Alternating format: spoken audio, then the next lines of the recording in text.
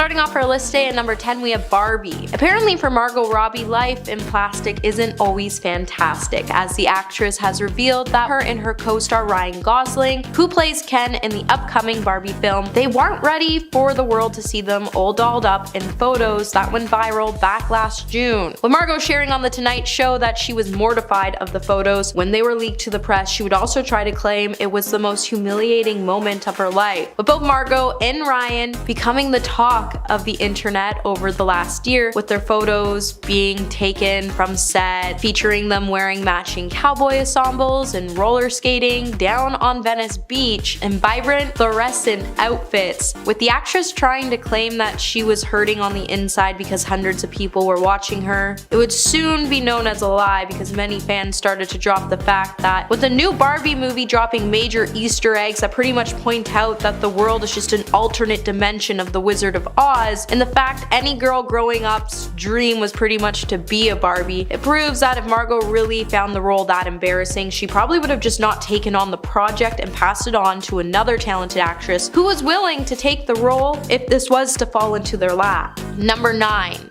Age. Back in 2016, after Margot became the cover story of Vogue magazine, people would then start to speculate that the Australian actress isn't exactly her age, with Margot's age soon becoming the subject of the internet for years to come. Though there are plenty of rumors of actors and actresses who lie about their age, back in 2016 people just couldn't believe that Margot was actually 25 years old, and they just didn't think it was right that a 30-year-old was trying to lie. With people drawing up receipts to prove that their theories were right, one would point out in 2008 it was listed that she was 23 years old in the first SATC movie, so her age in 2016 would make her around 30 to 31 years old. Now it's not very shocking that the actress would lie about her age, as Hollywood has become obsessed with younger culture, to the point it's become harder for women in Hollywood to find acting work as they age out of their 20s. So Margot, much like fellow Australian actor Rebel Wilson, shaved 5 to 6 years off her age so she could stay relevant while working in the industry. Hey my little peaches, are you liking this video so far? If so, don't forget to give it a thumbs up and subscribe to the channel so you never have to miss on what we might just cover next. Coming in at number 8, we have Will Smith's relationship. Back in 2013, Star Magazine alleged that Will Smith got caught cheating with his Focus co-star Margot Robbie. In the report, publication posted that they found proof in Will's affair after they obtained and published a photo on the cover of their magazine. In the photo, Will appeared to be shirtless and Margot could be seen lifting up her own shirt. An unnamed source would then claim that once they pulled back that curtain to take the pictures, they were running wild, laughing, hugging, and muzzling each other in the dark. With the whole thing being pretty much scandalous, Margot and Will tried to claim that they were just friends, having fun, and to point out that they even had representatives waste no time calling the entire story bogus when they went running to E! News. However, considering the fact that Jada once shortly came out to shade Margot, it would prove that maybe the scandal had some truth to it and something did happen between the pair. Number 7. CGI. Every actor always has different ways in navigating through clothingless scenes. For some actors, it's not just a big deal as long as it makes sense for their character, and for other actors, they just refuse to strip down for any role. They are given regardless of the story they are telling. With Margot falling more closely in the first camp after she filmed a full frontal scene for The Wolf of Wall Street, being clothless in scenes stopped being such a big deal for her. However, it seems like it was a big deal to her family, which is why she lied about it. With the Australian actor sitting down for an interview with Jimmy Kimmel Live, she would tell the host, "I just flat out lied to my family for a very long time. And I said, I don't care what you hear, I'm wearing clothes in the whole film and ignore what anyone else says." Eventually, Margot's lie was short-lived after learning that her family had the very much an intention to go see The Wolf of Wall Street, so she came up with another lie, and this one was the more outlandish and hilarious. As she said, "I changed that to, it's actually a body double and they just use CGI. And they just CGI'd my head onto someone else. And my family doesn't have anything to do in the entertainment industry," and they were like, "They can do that?" And I was like, oh, technology these days. You wouldn't believe what they do in Hollywood. Number 6. Lady Gaga. When it was announced that Margot Robbie had nothing but applause for the idea that Lady Gaga would be stepping into Harley Quinn's villainous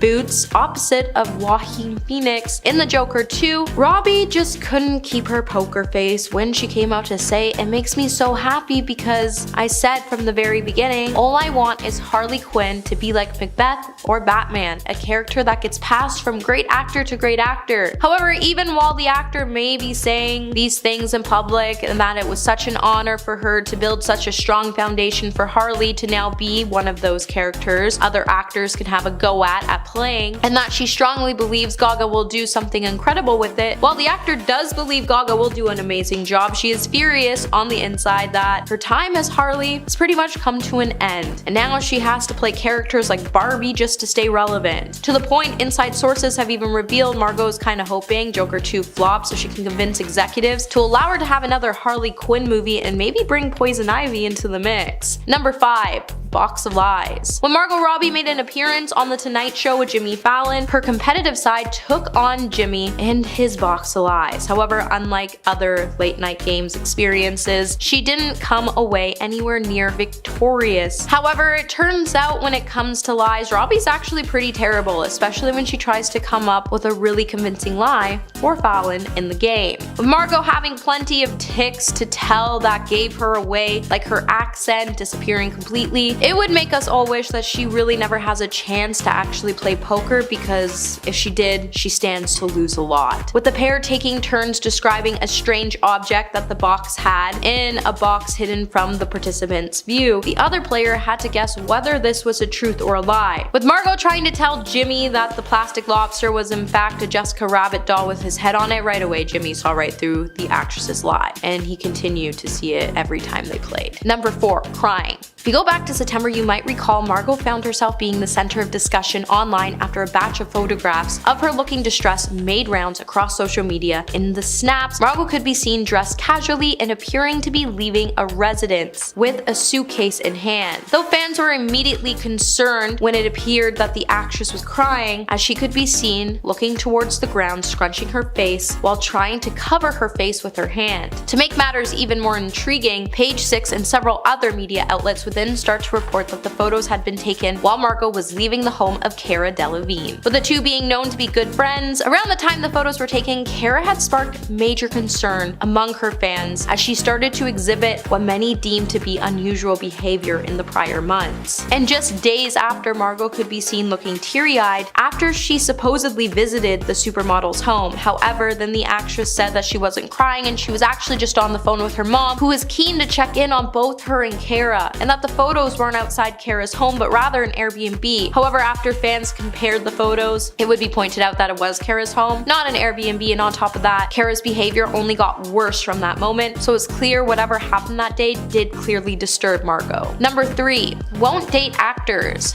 Back in 2015, when Margot was on the cover of Marie Claire's March issue, in the accompany profile, she made a bold statement about dating fellow actors when she said, "I'm officially off the market. I made a conscious decision not to date actors, but not because I hate actors. That's a nasty generalization to make, and that's not the case. People take such interest in your love life when you have a profile that it puts a lot of stress on the relationship. So two people with profiles, I figured it's just double the amount of scrutiny, and I'd like to avoid it at all costs." However, just soon after she made the statement, she was soon spotted kissing a Swedish actor at the Sundance Film Festival. With neither making a comment about the incident, while the actor may have packed on the PDA, it doesn't necessarily mean that they were a couple. However, it does prove that Margot is definitely willing to give an actor a chance. But I think we all know she probably just made this statement because she really wanted Will Smith, and he just couldn't stay away from Jada. Number 2. Prince Harry. Back in 2016, Margot Robbie would admit that she had no idea she was talking to royalty when she began chatting to Prince Harry at a Christmas party in London. The Wolf of Wall Street actress then started making headlines in December 2015 after a media outlet started to suggest that she had been flirting with the British royal while attending model Suki Waterhouse's Ciroc Bash. Later, Robbie would then confess that she didn't know Harry was famous, let alone a prince, when they first bumped into each other. The unlikely new pals then had so much much fun at the gathering that the stars all piled into a party photo booth towards the end of the night. With the actress first claiming that she didn't know it was him for about half an hour talking to him, the story just kept changing every time she spoke to someone new about the incident, especially when she started to claim that she didn't know he was famous, and then another time she tried to claim that she thought he was Ed Sheeran. Things just didn't really end up making sense, so it only makes sense that Margot was just keeping things coy so she could protect Harry's image. And coming in number 1 today, we have The Slap. Margot Robbie's role in the Wolf of Wall Street film made her into a household name, but in order for her to get the big initial role as Naomi, it wasn't simply a case of having an audition, as she had to do something outside the box to Leonardo DiCaprio to secure her place in the production. According to the director, in order for Margot to impress him, she actually went completely off script when he said she clinched her part in the Wolf of Wall Street during our first meeting by hauling off and giving Leonardo a thunderclap of a slap on the face. Margot would then later speak about her tactics by saying she knew that she only had a small period of time to impress one of the world's most well-known directors and actors in the world, so she had to pull out all of her big moves. She then went on to say, "In my head I was like, you have literally 30 seconds left in the room, and if you don't do something impressive, nothing will ever come out of it. It's a once in a lifetime chance, just take it." So I just started screaming at him, he started yelling back at me, and he's really scary. I can barely keep up, and he ends it by saying, "You should be happy to have a husband like me. Now get over here and kiss me." After debating if she should walk over and actually kiss him, she actually walked over and slapped him and screamed "F you." Scared of what might just happen next, to her surprise, Leo actually told her to hit him again. And since she stated that she was really proud, she made the decision to hit the star. But honestly, I think we can all agree anyone would be scared to make such a move. And at number 10, antisocial antics. Actor Jim Carrey formally revealed that Tom carries around a particular nickname in the industry. When mentioning the renowned star in his book, Memoirs and Misinformation, Jim stated that Tom was constantly being referred to as Laserjack Lightning within Hollywood. While exposing this, Jim added, "That's just us poking fun at the litigiousness of Hollywood. I know Tom. He may sock me, but hey, I'll take the beating for a piece of art." An unnamed source once claimed to Life and Style that Hollywood may have iced Tom out. Then there's the alleged theory that the actor has stuck with his promise of never speaking with or working alongside those who exposed him. The same source concluded he doesn't have that many close friends, and he certainly doesn't trust many people. Some say all of his supposed celebrity friendships are phony. Before we break down the rest of today's list, be sure to tap our notification bell for more top 10 celebrity content.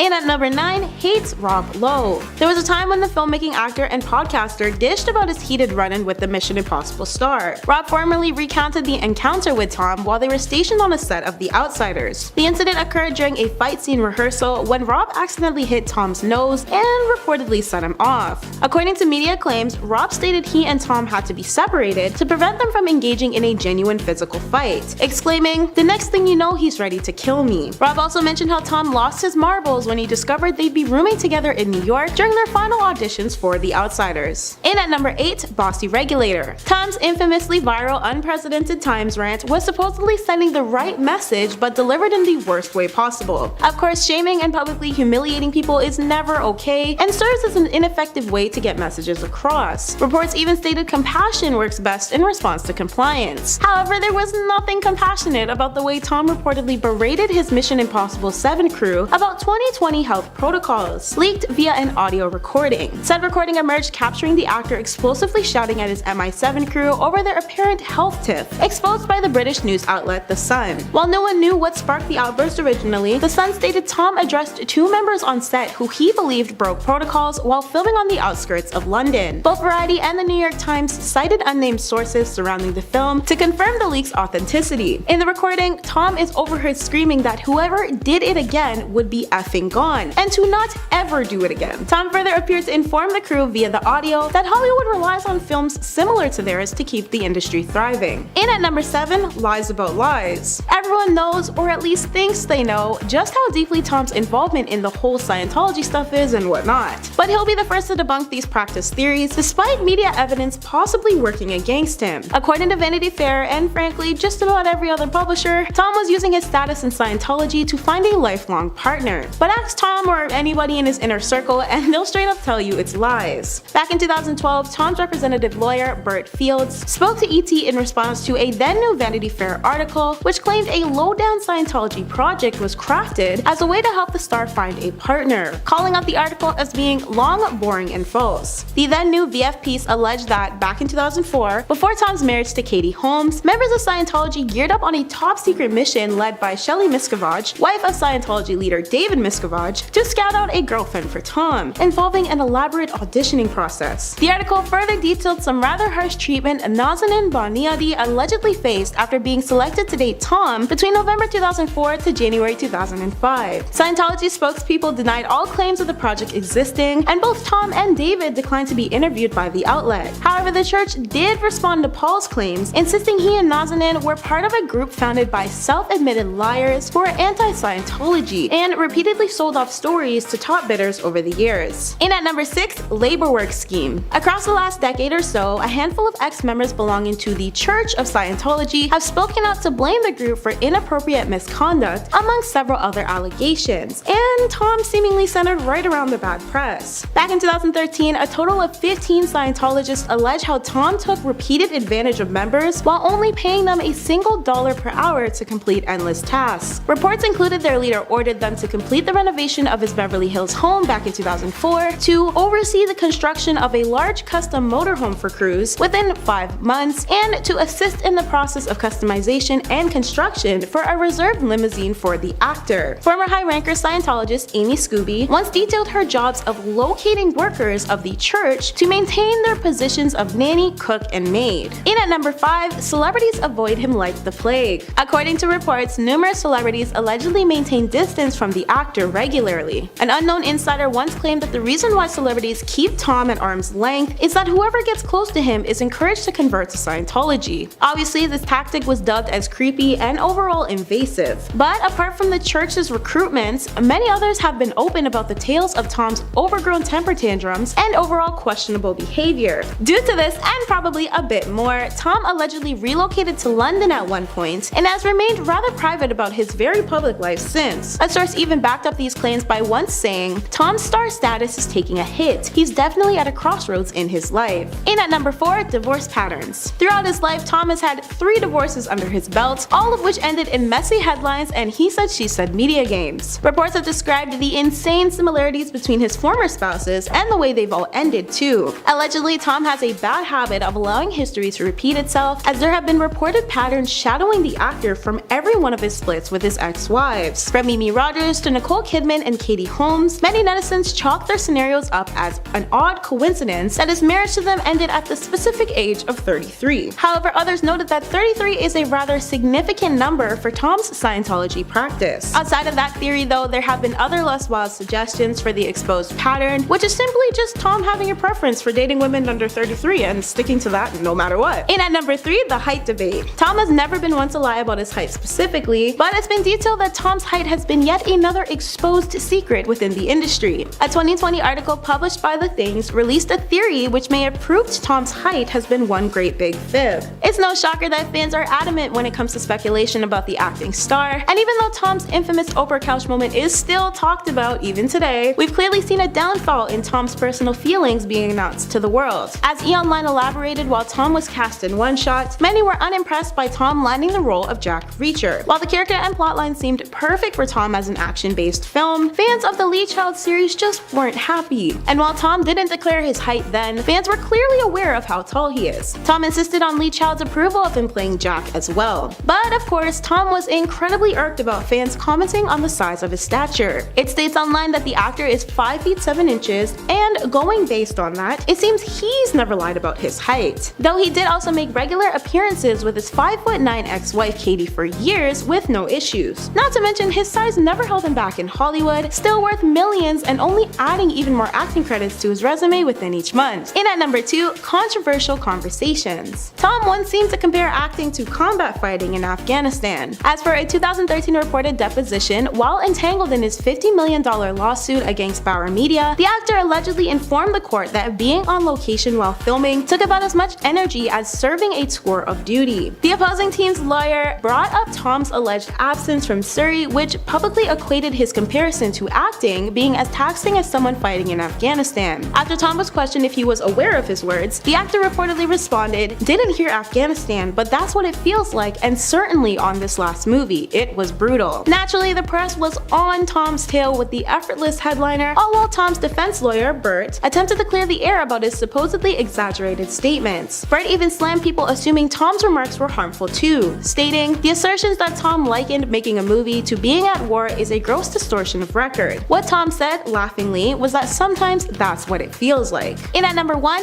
Worst Father of the Year award. Finally, we have the touchy topic of Tom's fatherhood. On top of being accused of brainwashing his eldest kids, Tom also reportedly abandoned another one too. But before we break down the latter, let's discuss the former a bit more. While Nicole Kidman and Tom were still married, they adopted 2 children named Isabella and Connor. Once they split, it was stated via reports that Tom did his very best to convince the pair they needed to cut their mom out of their lives. Former Scientologist Sam Domingo claimed Isabella and Connor were forced into Scientology school and taken away from their mother. Sam further added how they were brainwashed by growing up, sans choices, and was most notably being used as leverage for the church. While Connor allegedly remained in their care under full-time surveillance supervision, working to become the perfect Scientologist, Isabella starred in promotional videos for the church's London branch and encouraged members to intern as auditors. Isabella also reportedly described how the training was incredible and thanked her dad for everything. Then came the reports of Tom leaving his daughter Suri behind. While Tom wanted absolutely no one to think he just upped and left his youngest daughter out to dry, this is adamantly what several stories claimed over the years. In 2012, Tom filed his Bauer Media lawsuit for the Life and Style and In Touch articles with claims that he turned his back on his daughter. However, he was later forced to admit in his deposition the next year that he had abandoned Suri for an extended time due to work.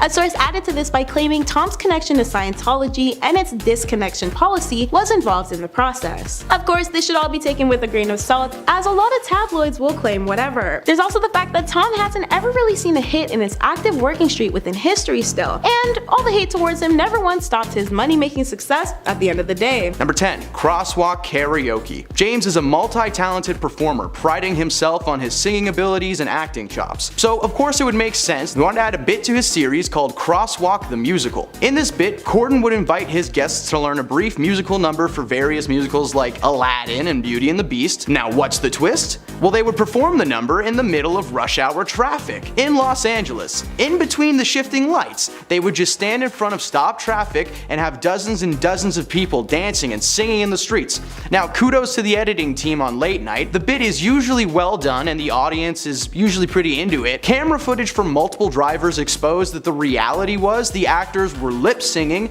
but also like yelling the lines, and they would take their sweet time getting out of the way of traffic due to the amount of film equipment as well as just the sheer volume of people on the freeway, to the point where in one instance James was actually hit by an impatient driver. They were doing La La Land at the time, but I really wish they had been doing Cats. That image would just be hilarious. Number 9.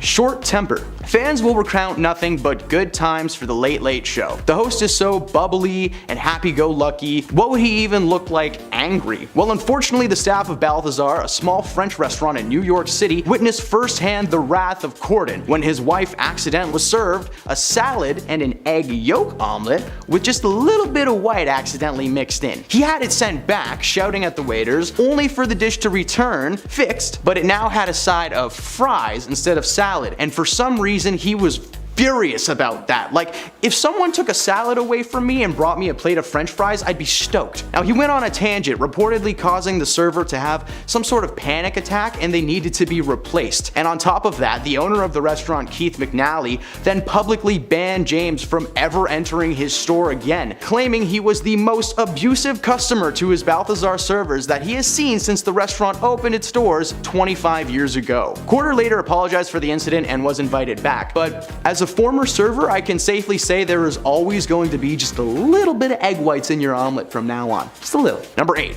Lies detected. Now, in one of the show's more popular bits, Late Late Lie Detector, Corden asks his guests to hook up to a lie detector test and answer a series of questions on air. During one segment of this bit, in which guest Kris Jenner is hooked up to the line when she is asked about her involvement in producing a certain tape, if you know, you know. She was quick to roll her eyes and shake her head and said, no, no, no. And then the expert gave a resounding, true. Case closed, right? No.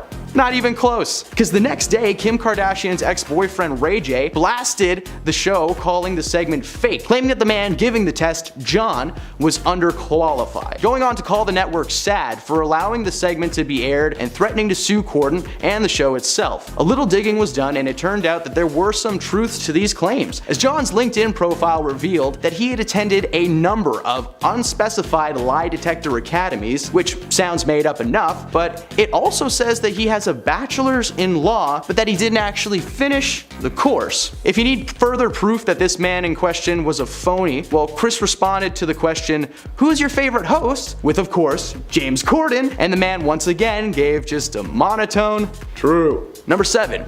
Asian food petition. The Late Late Show features a segment called Spill Your Guts, where guests either have to answer difficult questions or eat the disgusting foods presented to them. While the foods that are presented to the guests are meant to be off-putting and encourage them to answer the questions as an alternative, many of the foods are actually popular dishes from various Asian cultures. He presented foods like balut, century-old eggs, and chicken feet, mixed in with items like fish eggs and animal excrement. Corden would openly call the food horrific and disgusting, inciting outrage from many fans and inspiring a petition to begin on change.org. They wanted to have the segment wiped entirely from the program. And after over a month of petitioning, the Late Late host responded, saying that they would no longer be using any Asian foods on his show ever again. Number 6.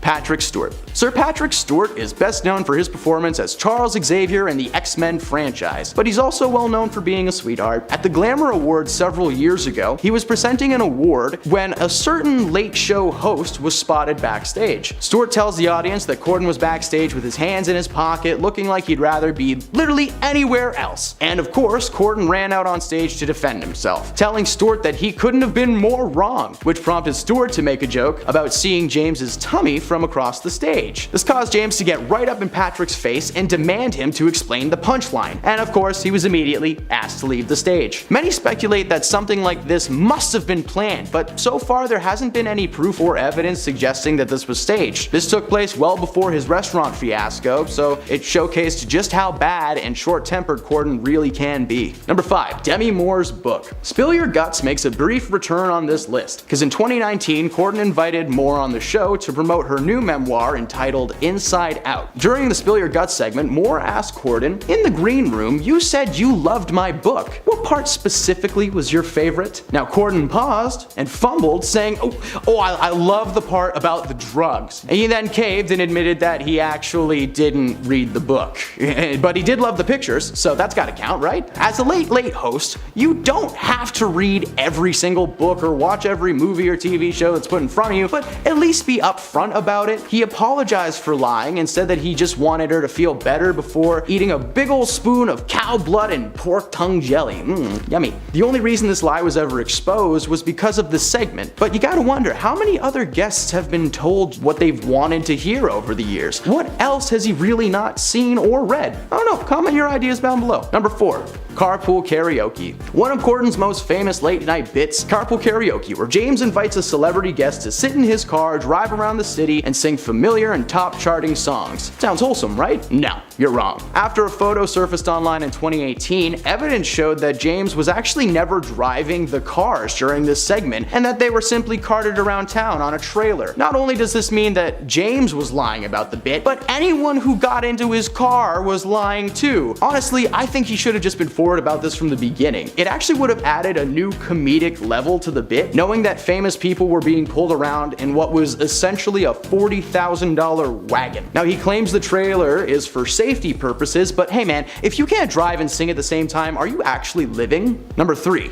Soap slander. Hollyoaks is one of British television's most popular soap operas, airing in the early evenings on Channel 4 since 1995. In the early days of his career, James actually appeared in a single episode of this show and used that footage to help launch his future career. Now, proudly placing the role on his resume for years, his lies were revealed when during an interview on The Late Late Show many years later, he took the opportunity to bash the show, saying that he'd rather die than return for another episode, and that it was absolutely awful. He claimed that the cast were filled with a, quote, chicken in a basket like sense of fame, and that they would always talk about moving to LA. Like, hey man, what's your problem? People can't have dreams? Ricky Whittle, best known to American audiences for his work on The 100 and American Gods, played constable and nightclub operator Calvin Valentine on the series from 2006 to 2011, and was very quick to defend the series and dish out some verbal knowledge of his own, reminding Corden how childish it was to be slandering a series that essentially gave him a career. He then joked about not knowing who James played in James's own series Gavin and Stacey, being like,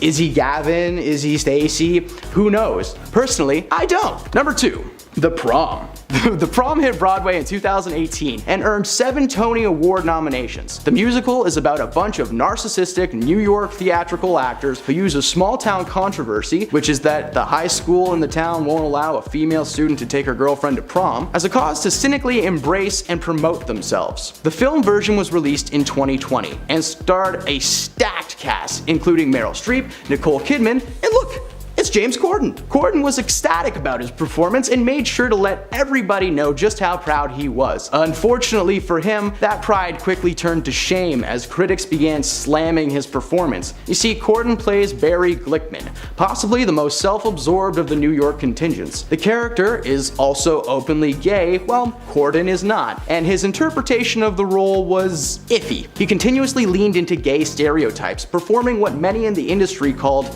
gay face. Despite the negative receptions, Corden was nominated for a Golden Globe, but the award ultimately went to Sacha Baron Cohen for his performance in Borat 2. Very nice. Number 1, show me the money. Talk shows are simple. You get a few cameras together in a nice studio with a solid band and some furniture, and you've got a show. However, most talk shows don't include extravagant bits like street performing and singing in a trailer car thing hybrid. They may be able to put it together and make us believe that everything is good, but this stuff costs a lot of money. You gotta pay cast, crew, catering, and Corden himself reportedly made over $5 million a year on the program, which is a lot considering the show has had a regular budget of $65 million a year, but has consistently only brought back $45 million in revenue. The only way the show was ever going to be able to stay on the air was if Corden himself partook in a multi-million-dollar pay decrease and had brutal staff reductions. So instead, he opted to just cancel the show entirely, which would be one thing if it was his show, but this was the Late Late Show. It's been around since 1995, first being hosted by Tom Snyder. He's taking away something he didn't even create, and now, instead of only some people losing their jobs, everybody loses their jobs. I don't know, A for effort, I guess. And number 10, How Harry Proposed. Prince Harry and Meghan Markle's Netflix documentary definitely has a lot of fans raging over multiple lies shown within seconds of the first episode.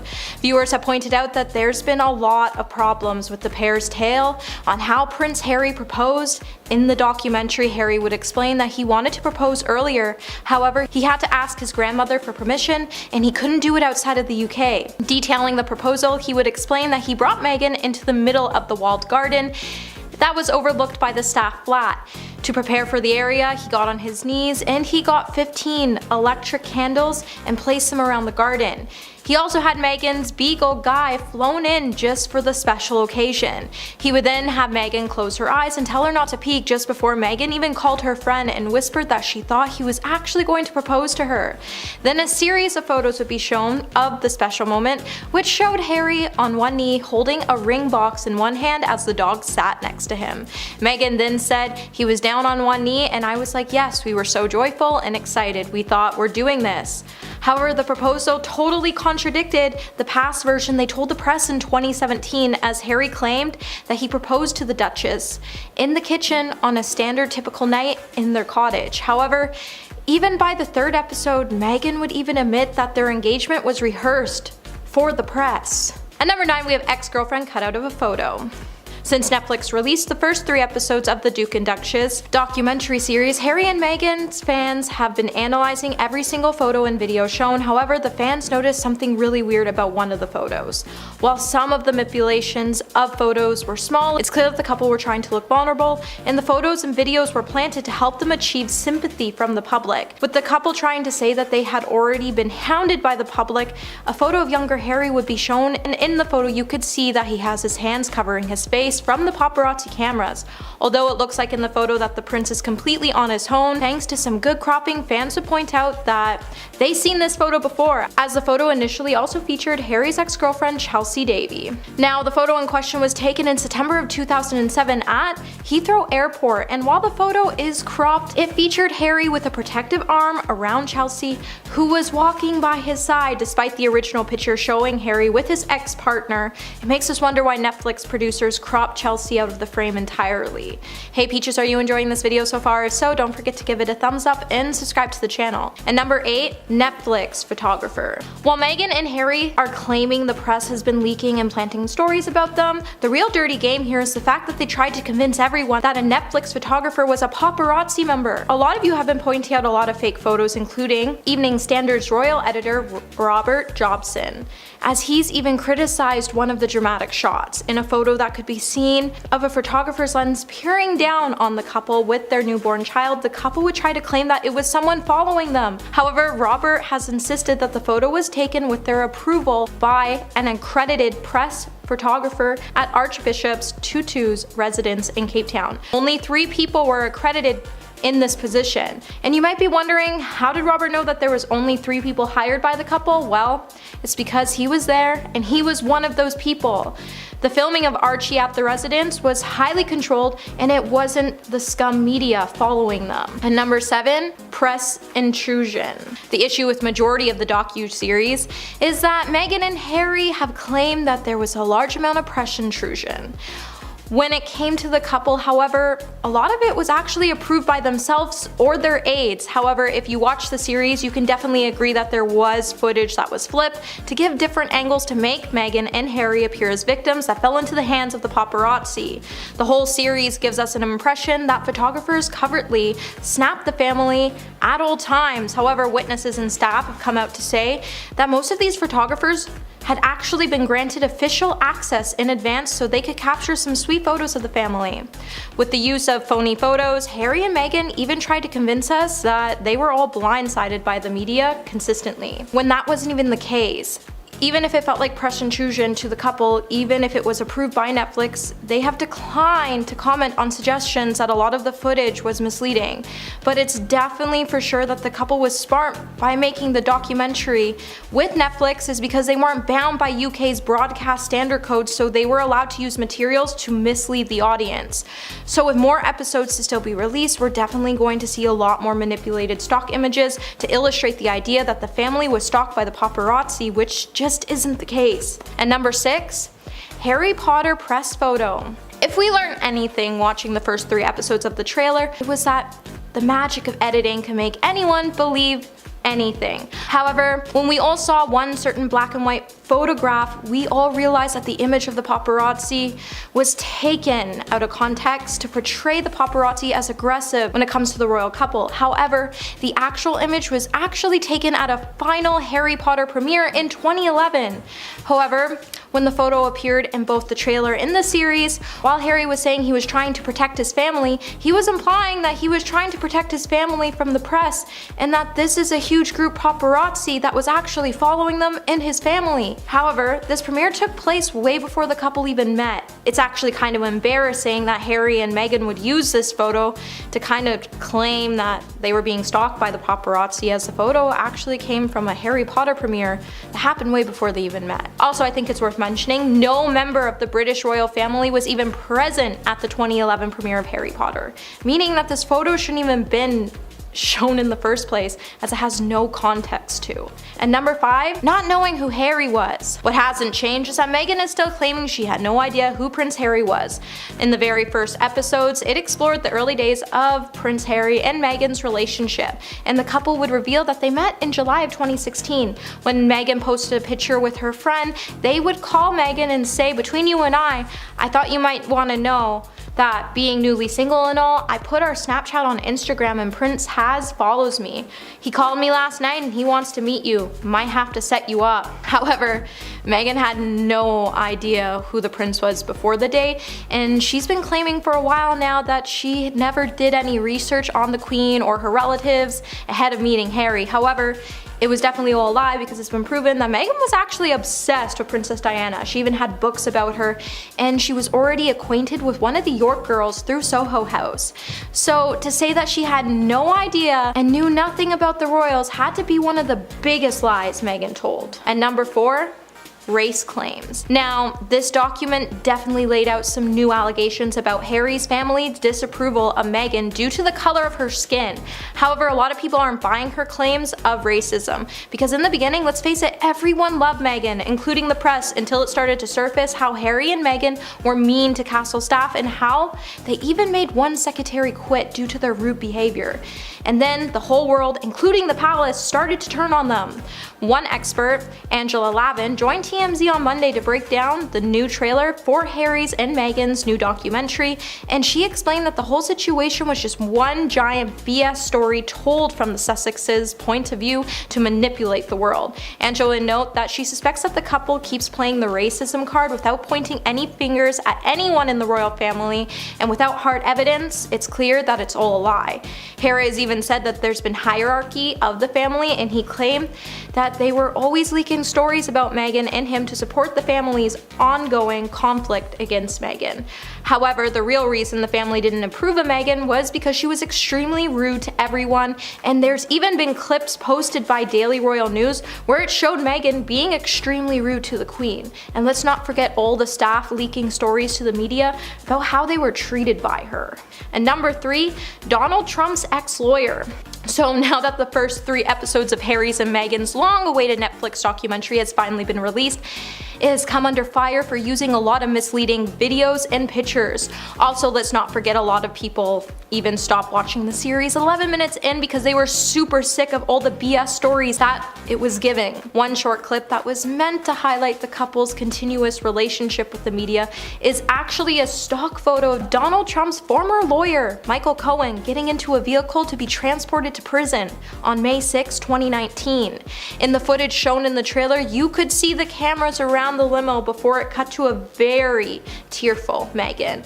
However, experts would then point out that Meghan wasn't actually in the vehicle. Meghan and Harry are clearly impatient, and instead of trying to gather strong evidence to support their claims, they would try to manipulate footage to put blame on the royal family, and that just isn't right. And number 2, footage of Katie Price.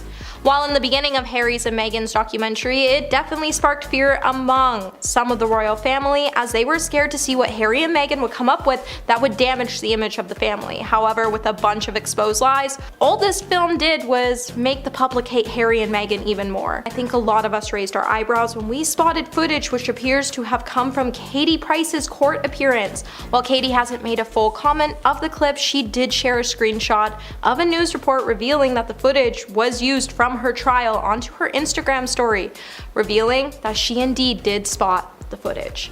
Viewers have also had a lot of mixed responses to spotting the moment in the trailer, with some even asking Netflix why they use so much misleading images and clips to mislead the public. One user even said, "What the heck, Netflix? This enrages me that you're using so many fake images to stoke feelings. Shame on you." And at number 1 today, they're the only ones that know the truth. Now, if you watch the trailer or the 3 episodes, then you know throughout the whole thing the couple has been trying to claim that they are the only ones that know their truth. However, their truth would definitely be exposed for the lies it was full of.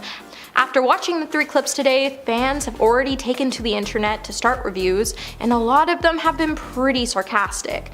When Harry and Meghan claim that there is a hierarchy of the family, a lot of us had a good chuckle. One user even wrote, "I love the part when after spending 39 years in the royal family, Harry realizes that there is a hierarchy." Netflix would also try to crop a photo of the royal family when they appeared on a balcony on Buckingham Palace. The photo was placed to look like Prince William and Kate Middleton were in the center of the photo. However, a newspaper noticed that the arrangement of the family that day is not as it seems, as it's actually Queen Elizabeth II that was in the center of the photo before it was cropped. In the aftermath of all these accusations, it's certain that the royal watchers will be closely dissecting and scrutinizing all all of the footage to come, so more lies will definitely be released soon. However, the fact that Harry and Meghan were so determined to tell their truth that they were able to time travel to a Harry Potter premiere in 2011 and even be visited by Queen Mary in 1938, it was so courageous, and the fact that they thought they could use these facts to stand up to those that called them liars is truly concerning. Starting this list off at number 10 is Brandy. We have seen celebrities fake relationships in the past as a publicity stunt, but this one was one that just went too far. The singer and actress announced back in 2002 that she had gotten secretly married to a music producer, Robert Smith. She said they had a private wedding and kept it small. The relationship went on to be featured in Diary Presents Brandy Special Delivery, which documented the birth of their daughter. Everything seemed to be genuine and normal, but in 2004 the truth came out and it was revealed that the two of them had split. Brandy went on the Oprah show and revealed that they had never actually been married in the first place and said that they lied. She was 6 months pregnant when she had gotten married, and she only lied about it because she didn't want people to judge her for having a child without being married. She ended up using her Oprah interview to issue a public apology. Is that forgivable? I mean, I don't care. What difference does it make? But I guess in the special, the show she had, it was all about their marriage and like baby, and it's like, you're not even married. Up next, number 9 is Jussie Smollett. His big lie was one of the biggest scandals in Hollywood in 2019, and it is still ongoing. Back in January of 2019, news articles started flooding with headlines that Jussie was involved in a hate crime after being attacked by 2 men. The reports claim that he was attacked with a rope around his neck and that they poured chemicals on him while yelling homophobic slurs. The 2 suspects were arrested, but in court they revealed that it was all set up by Jussie and showed a check that he had paid them to stage the entire thing. On February 21st, he was arrested on suspicion of filing a false police report and was charged with 6 counts of lying to police, all of which he pleaded not guilty to. But prosecutors ended up dropping all the charges. However, the Chicago police argued that he got away with it because of his celebrity status, so an investigation was opened and he is now set to head to trial. As of right now, at the time of this recording, reports say his lawyers have been given an additional 2 weeks to prepare their arguments. The tea. Swiping the number 8 spot is the White Stripes. Jack and Meg White were adored as band members in the famous rock band, but people thought they were siblings because that's what they told everyone. Turns out that is not true at all, and they were actually once married. A marriage license surfaced online revealing that they were married from 1996 to 2000. At first, the 2 of them denied the license was real and kept the whole sibling story, but then it was revealed to be real. Seems like a strange thing to lie about, in my opinion, right? Apparently the reason they lied is because they didn't think they would be taken seriously as musicians if they were a couple in the band, so they just told people that they were siblings and stuck to it. But how awkward would that have been if someone caught a picture or something of them kissing or holding hands or something? I don't know, I felt like that's so risky. Moving on to number 7, we have Kim Kardashian. She has been called out on numerous occasions for photoshopping her pictures, but it seems she took things a little too far in her latest Skims campaign. She released her ad for her shapewear brand Skims, and Kim can be seen drawing a finger over her hips and down into the dip of her waist. But as her finger trails down, it distorts and squiggles across the curve of her body. Immediately, people started calling her out, saying that there was a huge Photoshop fail and that it was very obvious, and questioned how she's selling a shapewear brand if she's going to sell it by photoshopping her body. Kim personally avoided the whole scandal like the plague, but her team removed the ad campaign and released a statement saying it was, I quote, an error as a result of the video losing its quality during the uploading process. No one bought that excuse, which was a straight up lie, because I work in film and I've had videos edited and I've edited videos and I've exported them, and that does not happen, even in the quality of the processing. Come on now. It didn't glitch anywhere else, just when she did it on her waist, y'all. Cruising into number 6, we have Lance Armstrong. The wildly successful athlete was caught in the most sophisticated and successful doping program the sport has ever seen, according to the US Anti-Doping Agency. People were shocked when the news first broke, but he later admitted it during his interview with Oprah that he in fact had been taking substances. But there was much more to it than just him taking them. He was involved in a professional doping program. He was stripped from his cycling titles and dropped by all of his sponsors, including Nike Inc. and Livestrong, and he was also banned from professional cycling races altogether. He ended up reaching a $5 million settlement with the government, but his career has never been the same since. In 2020 though, fans got to learn a lot more about the situation when a documentary called Lance came out, so if you're wanting to learn more on his career, the scandal, everything, go check that out. I've been intrigued. I have not, because I'm busy, but I have been interested.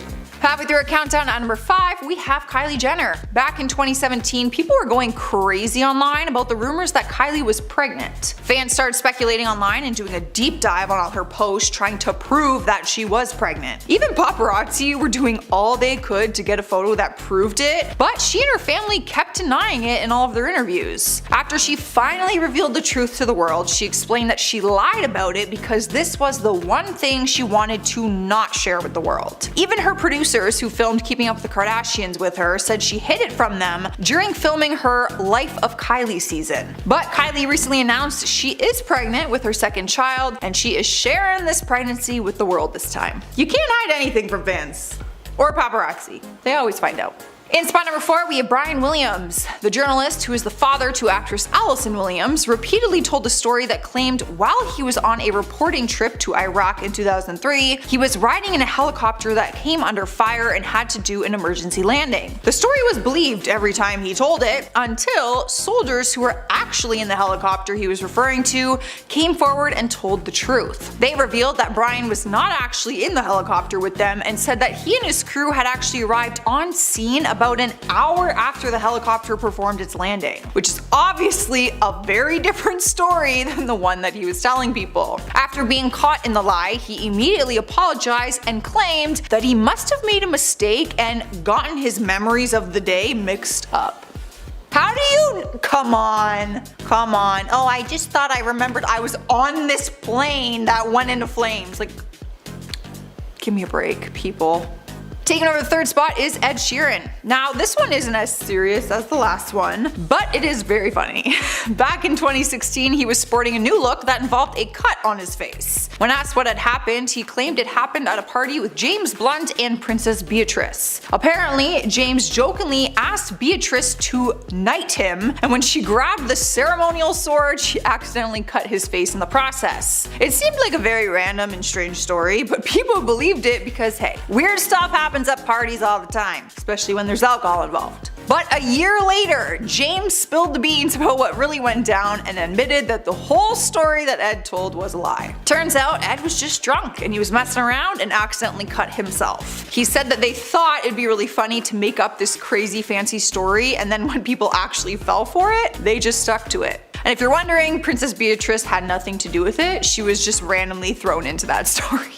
Sniping number 2 spot is Rebel Wilson. While I'm sure a lot of people would like to lie about their age, I know I would, you can't really do that when working in the acting industry. In 2015, an Australian magazine called Woman's Day published an article that called out Rebel for apparently lying about her age, name, and certain claims about her upbringing. Her initial age was believed to be 29 years old at the time, but the magazine revealed she was actually 35. Also, her birth name is Melanie Elizabeth Bounce, and she apparently did not have the upbringing that she has talked about in interviews. Now, Rebel never admitted to lying, she actually did the opposite. She filed a lawsuit against various publications because many media outlets also claimed that her real age was 35. She never fought against the claims being true or not, but she said that painting her as a liar had affected her career and ability to land roles. Earning our number 1 place is Martha Stewart. I'm sure we were all equally as shocked when news broke in December 2001 that she was allegedly involved in an insider trading scandal. Insider trading is where an individual buys or sells stocks that they have in a company using information that is not available to the public. That is what Google told me anyways. Don't quote me. An investigation was launched after she had denied being involved in anything, but it turns out that she was lying. She repeatedly denied doing any wrongdoing, claiming that she had an agreement with her broker to sell the shares if they went below a certain price, but that was proved to not be true. Martha ended up getting charged with security fraud, obstruction of justice, and conspiracy. She was sentenced to 5 months in jail and 5 months of house arrest after that, and 2 years probation, and later had to pay $195,000 to settle a civil case with the Security and Exchange Commission.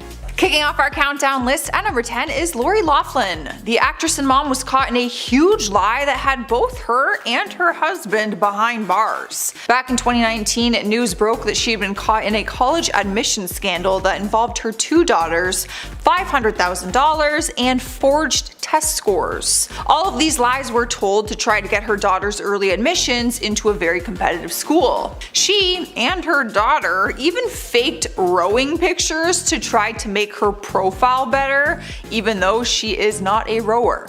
Like, at all. The truth all came out and the entire family took the heat for these lies. Lori was given 2 months in prison and a $150,000 fine, 2 years of supervised release, and 100 hours of community service. Her husband received 5 months in jail, and her one daughter Olivia Jade, who's in the spotlight, faced a ton of backlash online and was dropped by a lot of her brand partnerships. Up next, number 9 is Bill Clinton. It was one phrase that he lied about constantly, and it was that lie that launched one of the biggest scandals in political history. The phrase being, "I did not have sexual relations with that woman." It was his denial about having an affair on his wife Hillary Clinton with a White House intern named Monica Lewinsky. However, the truth came out and involved secret tapes and an ongoing sexual relationship between the two of them. It was his actions and his lie that led to his impeachment in 1998 for lying under oath. Bill and Hillary, who stayed together despite the affair,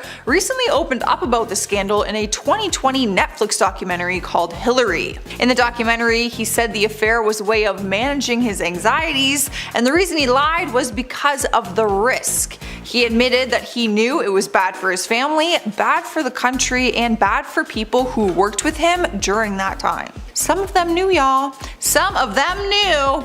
And they were too scared to tell anyone because they would lose their job. Would you tell? No. That's the President of the United States. I ain't telling shit if I work in the White House. Cruising in number 8, we have Paris Hilton. She has been in a few controversies throughout her career, but one of them led to her arrest. And it just so happened to be the one where she was caught in a bunch of lies. The lie came when she did an interview with Larry King and told him that she had never done illegal substances. She told him she took Adderall and explained that she has ADD and has to take it. However, that seemed to be a lie because in 2010 she was arrested in Las Vegas for having illegal substances in her possession. She was found in a car with her boyfriend at the time when officers saw smoke wafting from the car. They decided to investigate what was going on and they found more than they were expecting. She ended up pleading guilty to substance possession and obstructing an officer. She did not receive prison time, if you remember this story, but she did walk away with a hefty probation, community service hours, and a fine. Sniping the number 7 spot is Flo Rida. Back in 2014, he was facing a huge scandal in his career when his former assistant came forward claiming that he had underpaid her. A woman named Mahogany Miller sued him in 2012, claiming that he worked her to her bone for chump change and then fired her when she complained about the low wages. The lawsuit dragged on for more than 2 years, with the rapper claiming his innocence, lying and saying that her claims were not true. But apparently that was all just one big lie, and she had some evidence to back it up when it came to fighting this in court. She was his administrative assistant and said she worked 65 hours a week while being paid less than the minimum wage. Is that even legal? In 2014, he agreed to settle it and pay her just under $9,000 and then another $10,000 to her attorneys. Rolling into number 6, we have Steve Ranazizi. The comedian made one of the worst decisions in his career when he decided to lie about escaping the 9/11 attacks. The worst part was he kept up this charade for years until he got exposed. During interviews, he would often speak about how he followed his dream of being a comedian due to the terrifying events of that day. In 2009, he claimed he had been working for Merrill Lynch on the 54th floor of the South Tower when the first plane hit. He spoke in detail about what happened in that moment and everything that he remembered from that day. However, in 2015, evidence surfaced and proved that his story was a lie. There was no record of him ever working in the World Trade Center, and on that day, there was evidence that he was actually in Midtown. The comedian came forward admitting that he lied about the whole thing and said, "I was not at the Trade Center on that day. I don't know why I said this. This was inexcusable. I am truly, truly sorry." Yeah, I ain't got nothing to say. I don't know how you lie about something like that. And why. Anyways. I'll go on a rant. Taking the halfway point to number 5 is the writer James Frey. A report showed that James was caught lying to Oprah and to the readers of his memoir. James was caught lying about many events that were shared in his book. A book that was initially praised for its work on love, loss and addiction, all while being featured for a top pick on Oprah's book club. Though shortly afterwards the public would later find out that James Frey made the entire thing up, leading for James's career to immediately take a turn for the worse as his agency dropped him and his publisher filed a class action lawsuit against him. Later, James was confronted by Oprah about his dishonesty, with Oprah confessing that she finds it difficult to even talk to him in the interview as she doesn't know what's the truth and what is false. Not to mention the millions of readers that were deceived by his untruthful writing. Moving on to number 4, we have Bow Wow. The American rapper was caught being dishonest when he posted an Instagram picture flexing his private jet and luxury lifestyle. But Bow Wow was spotted by a fellow passenger on a commercial flight in economy class. From connecting the dots, fans were able to trace down the original photo posted on Instagram of the private jet to the stock photo that a fan took on Snapchat and exposed him. After being called out for this, Bow Wow couldn't live it down and was mocked on social media, with the hashtag Bow Wow challenge trending all over Twitter afterwards, of people essentially posting side-by-side images, with the first one being seemingly glamorous and the second image showing the harsh reality. Now, there is nothing wrong with flying economy class, but like, why'd you feel the need to lie, man? Like, did you really think no one would see you on that flight? Taking the third spot on this list is Tiger Woods. Seeing Woods in controversial headlines is nothing new, but this lie was one of the biggest. During a golf tournament, Tiger Woods apparently had a disagreement with his opponent, Sergio Garcia. Later on in the match, Tiger Woods interacted with the course marshals, with the marshals giving Woods permission to swing, even though his opponent was supposed to be going first. This led to the distracting crowd impairing Sergio's game because of the noise that Woods sparked, though when the course marshals were asked about the incident and why it happened, they did not recall giving Woods permission to continue. This miscommunication led Tiger Woods to win the series, leaving a forever standing feud between the two players, as Sergio felt like he was at the major disadvantage due to Tiger's actions, which he kinda was. In recent interviews, Tiger Woods has actually admitted in multiple interviews about his deceptive behaviors, and even stated that he was living a lie and that he did this because he found it fun. Cruising through to number 2, we have the infamous Kanye West phone call to Taylor Swift. This crazy story starts with Kanye purposely leaking video and audio footage of the conversation that he had with Taylor over the phone.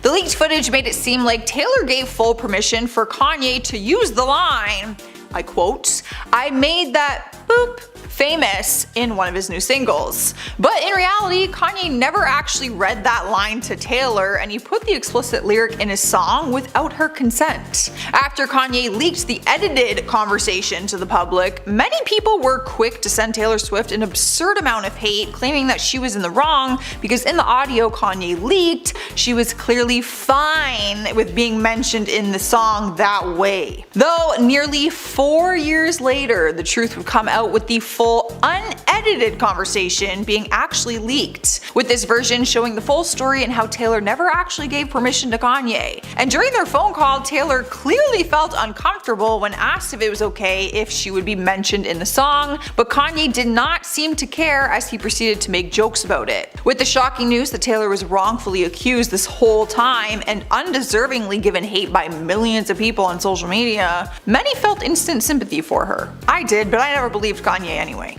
And last but not least, taking our number 1 spot, we have the Tonya Harding incident. Tonya was a very successful competitive figure skater that was praised for her dedication and outstanding skills in figure skating. After being the best in her craft, she began to be challenged by Nancy Kerrigan. Nancy was a figure skater that had a long-standing rivalry with Harding, and it ended up being that Nancy was the one person in the way of Tonya making her way to the Olympic team. Tonya's greed for success led her to scheme against Nancy to hire hire a hitman to intimidate her with a club. The hitman acted accordingly and promptly hit Nancy on her knee, leaving Nancy injured and unable to compete. With a full investigation going on about the attack, the team behind the attack would confess in the planning behind it, though Tanya insisted to not be involved. Later on, Tanya and Nancy would compete against each other, and with Tanya being on the bad side of the karma, she ended up coming in 8th, while Nancy took 2nd place. In due course, after the competition, the evidence mounted against Tanya continued to grow, and she eventually pleaded guilty to the attack. Everyone was waiting for that, leaving her with her figure skating titles taken away from her, and she was banned from the USFSA forever. Y'all, this documentary or movie or whatever is actually really interesting. You should go watch it. It's a cool story. Number 10. The hypocrisy. Lizzo may have been a public advocate for body positivity, but as part of the lawsuit being brought against her, it seems like all of that positivity may have just been some act that she was putting on to make herself more universally loved. Now, I am not a small man. In fact, I have what many people consider to be a dad bod, and I'm cool with it. So I'm not dismissing the notion that we should love and respect ourselves, but like, she made it a massive part of her personality on camera when it sounds like the only body she actually cared about was her own. According to her dancers, Lizzo regularly shamed her team and made them feel that they were too large or gaining weight, with several dancers confirming these allegations. Liz made several posts over the years spreading the positive body image, but now she's being called out for being a massive hypocrite, which she 100% is. That's like the government telling you not to do something when they just do it anyway. They would never do that.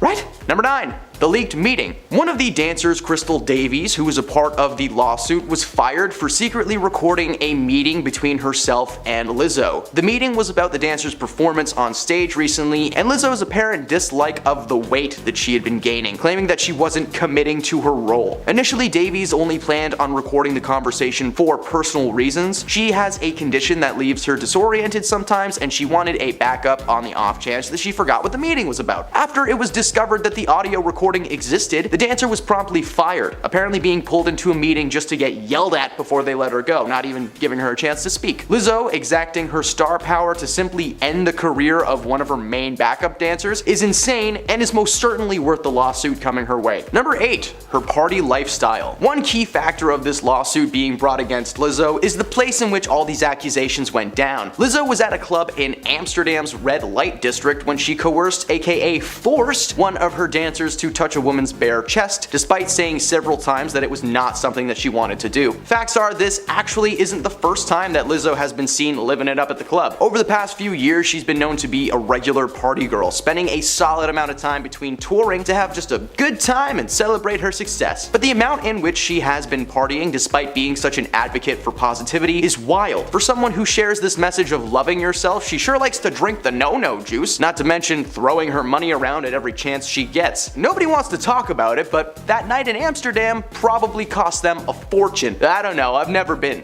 Moving on. Number 7. She made the dancers eat fruit. Alright, let's get into this Amsterdam situation. According to the lawsuit, Lizzo coerced her dancers to go out with her to a nightclub in the city's red light district. And once they arrived at the club, it was brought to their attention that the club encouraged dancers to wear their birthday suits. Dancers would also perform special shows in which they would launch things from their catapults. Nope, I don't like that one. Lizzo's team were encouraged to catch the launched items, which included various adult objects, and at one point the dancers were apparently encouraged to eat bananas that had been protruding from their fruit baskets. No, that's worse somehow. But that wasn't even the worst of it. Lizzo then told her crew to come with her to a club in Paris that was specifically filled with servers and staff wearing nothing at all. All the dancers were shocked and they were robbed of their choice to not attend. I think we can all agree being handed your food by someone in nothing but kitchen shoes sounds pretty uncomfortable. This is when Lizzo had heavily encouraged dancer Miss Davies to touch one performer on her chest, which she clearly did not want to do, but her boss yelled at her and told her to do it, so you know how that goes. Just an overall weird night, and I'm not even mildly shocked that someone came forward to call this out. Shady. Number 6. the dance captain. Lizzo is not the only person being named in this lawsuit. Her dance captain, Shirlene Quigley, is also facing a slew of accusations. According to the suit, Quigley shared lewd physical fantasies with dancers and the crew, and publicly discussed the purity of one performer while simultaneously berating all other dancers who had premarital relations. Now, sharing your beliefs is one thing, but trying to jam them down the throat of your employees, that's not a great move. According to several dancers from the past few years, whenever this woman was around, she was a nightmare, not only spouting her religious beliefs at anyone who had ears, but also attempting to convert several of the crew members. Quigley is being named personally in this lawsuit for creating a hostile work environment, having extreme racial biases, discrimination towards disabled employees, and a failure to prevent or remedy the situation. Number 5. Lizzo tried to distract us. Lizzo is just like the rest of the world. When she's had a few too many adult beverages, she's unable to keep her hands off her phone. According to a TikTok post from earlier this year though, Lizzo admitted to sliding into Captain America star Chris Evans' DMs. She had apparently sent him emojis of dashing away, women playing handball, and a basketball. Now I'm no detective, but was this supposed to be like, I'm coming to you, Chris, balls in your court?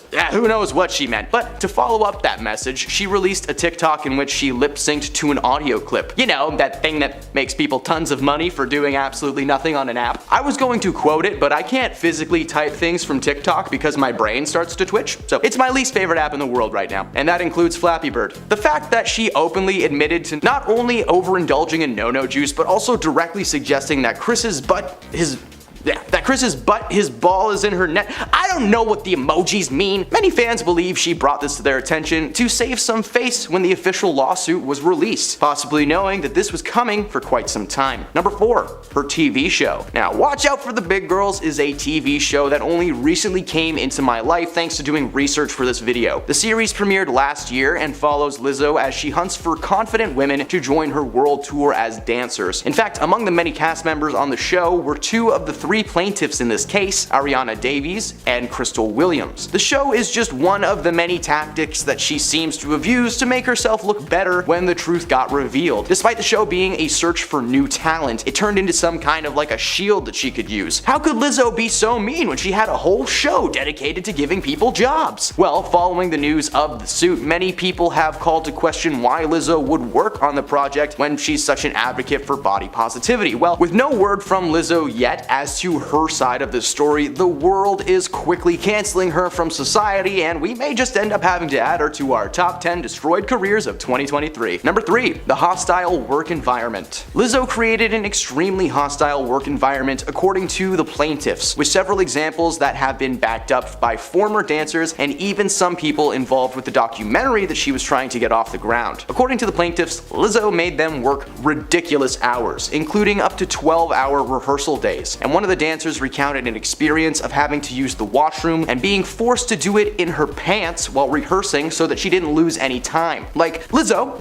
if someone has to use the bathroom, let them go. Just let them go. It took longer for them to get the poor woman a new change of clothes than it would have taken her to go take 5, you know? Like, next time just let them pee. Let them pee in peace. In fact, as a form of humiliation on the part of Lizzo and her dance coach, they made Davies wear a see-through garment with nothing underneath and finish her day in front of the entire crew. Now, if that is not the definition of a toxic workplace, I'm not sure what is. Number 2. Claimed that the dancers were drinking. Lizzo has made many claims regarding the women involved in this case, but one of the most outlandish is the idea that the backup dancers were indulging in no-no juice before every show. Lizzo claimed that the backup crew was lacking in energy, simply going with the motions and getting off the stage quickly as possible. This caused Lizzo to accuse several of the dancers on her team of party-hardying before they were supposed to do their jobs. Dancer Crystal Williams spoke out against the claim immediately, reminding Lizzo about the 12-hour rehearsal days and constant mental strain from working beneath her, being a contributing factor to the so-called dip in energy. Trying to claim that your crew has been slacking when they have the receipts? It's a bad move on Lizzo's part and will surely be one of the several reasons that she's cancelled this year. Number 1. She has said nothing. By far the shadiest thing of all, and the thing taking the top spot on this list, is the fact that Lizzo has said nothing about this charges at all, and it's not to say that she isn't aware of the suit. In fact, she posted on Instagram 3 separate times on the day that the news broke, but it had nothing to do with the lawsuit. Not only does that mean that she had her phone and was very capable of reading the news, but that she blatantly ignored the possibly thousands of comments and messages she is surely receiving. When something like this happens, it's important that the person being accused of the misdeeds to come forward and either fess up or deny everything. There's no in between. Being silent is the worst thing that you can do. It gives the internet more time to circulate negative stuff, and eventually it'll take over anything good that you try to do and will land you in a realm where no one can hear your screams or cries. Now, Lizzo could very well be taking her sweet time to draft up a proper statement so she doesn't actually say something wrong that the court can use later. Makes sense, because let's face it, this is about to be a rough few months for this woman. I'd wish her luck, but like a lot of people have backed up everything that's being said, so yeah. Starting off this list in our number 10 spot, we have Gwyneth Paltrow's Goop.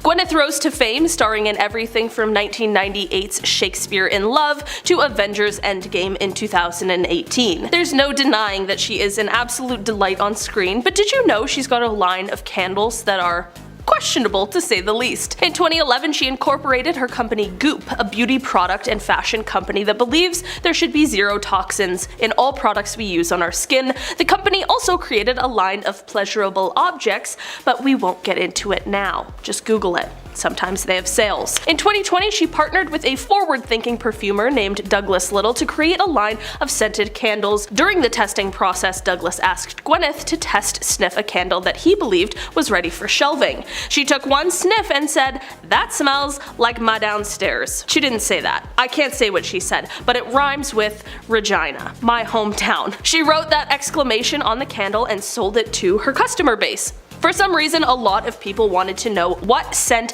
Gwyneth's nether regions supposedly produced. According to the Goop website, the candle contained notes of bergamot, geranium, and cedar. Hey, I think Gwyneth needs to see a doctor. Bergamot is described to be a spicy orange. Nobody should smell like a spicy orange. In our number 9 spot today, we have Kylie Cosmetics. Kylie Jenner is the youngest of the Kardashian clan and is extremely successful for her age. In 2019, she made the cover of Forbes magazine as the youngest self-made billionaire ever, following the successful partnership between her cosmetic brand and Ulta, a beauty salon company. This would allow the brand, previously only available online and in random pop-up stores, to be placed on shelves in Ulta's 1,000 plus stores. If you've ever purchased this product or intend to in the future, allow me to educate you on exactly where this product comes from. Many employees at the factory that mixes and packages her makeup and beauty products have reported that they were never given proper safety equipment that one would require to do that job. They were only given hairnets, lab coats, and safety goggles, leaving their hands and face completely exposed. Workers would regularly report migraines and mild chemical burns on their hands. And if this isn't bad enough, they were also forced to act as human test subjects for Kylie's new products. Kylie was very proud of her company not testing products on animals, but can we agree that using people is kind of worse? I don't know. Both are bad, okay? In our number 8 spot today, we have The Beverage. Dan is probably best known for his time on the live television sketch show Saturday Night Live, but all you geeky peeps out there surely know him as Ray Stantz from the Ghostbusters franchise. While he is best known in the acting world, he is one of the many celebrities who opted to go the no-no juice route and decided to start producing his own brand of an adult beverage that starts with a V and rhymes with Lodka. Since I actually can't say it, I will be referring to this product as Skull Juice for the rest of this entry. Dan's Skull Juice can be purchased around the world. The novelty of the product is not that it's Dan Aykroyd's Skull Juice, but the fact that the liquid comes in a large skull-shaped bottle that you've surely seen in a college dorm or basement of a mother's house. While the product may be fun for the bottle, the actual juice inside is some of the worst stuff most people have ever tasted. There are already well-established brands that exist and are some people's party go-tos. I just want to clarify, I'm not telling you to try other brands. In fact, take the money you are going to spend on the juice and buy a skull. Don't worry about it. I know a guy. In our number 7 spot today, we have Prime Energy. These drinks are prime time, baby. At least they were. Prime Energy Drink is one of the most recent and popular brands of energy drinks to hit the market, thanks to the product being endorsed by former YouTube giant and current WWE punching bag Logan Paul and social media influencer KSI. The brand is a colorful treat aimed at young gamers, created with the goal of allowing the player to go hard for as long as possible. That mentality must be why they thought it would be a good idea to jam 140 milligrams of caffeine per bottle, which for anyone who doesn't game or cares about their heart is the equivalent of nearly 5 cups of coffee or 2 cans of Red Bull. Despite this heart fuel being on the shelf for a few years now, it was only recently that the FDA decided to peek into the contents of the container. Apparently the drink was causing people some hardcore health issues for some reason. That's weird. When I drink 5 cups of coffee, I feel fine.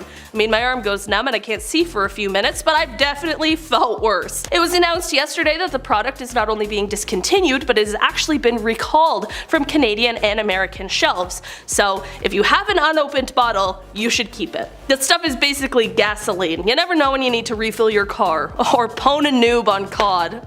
I can't believe I just had to say that. In our number 6 spot today, we have Shaq Fu. Shaquille O'Neal has made quite the name for himself, both in the world of basketball and on the silver screen. Who could forget his Oscar-worthy performance as the genie Kazam in the movie Kazam? He lived in a boombox. It's a wild one, if you haven't seen it.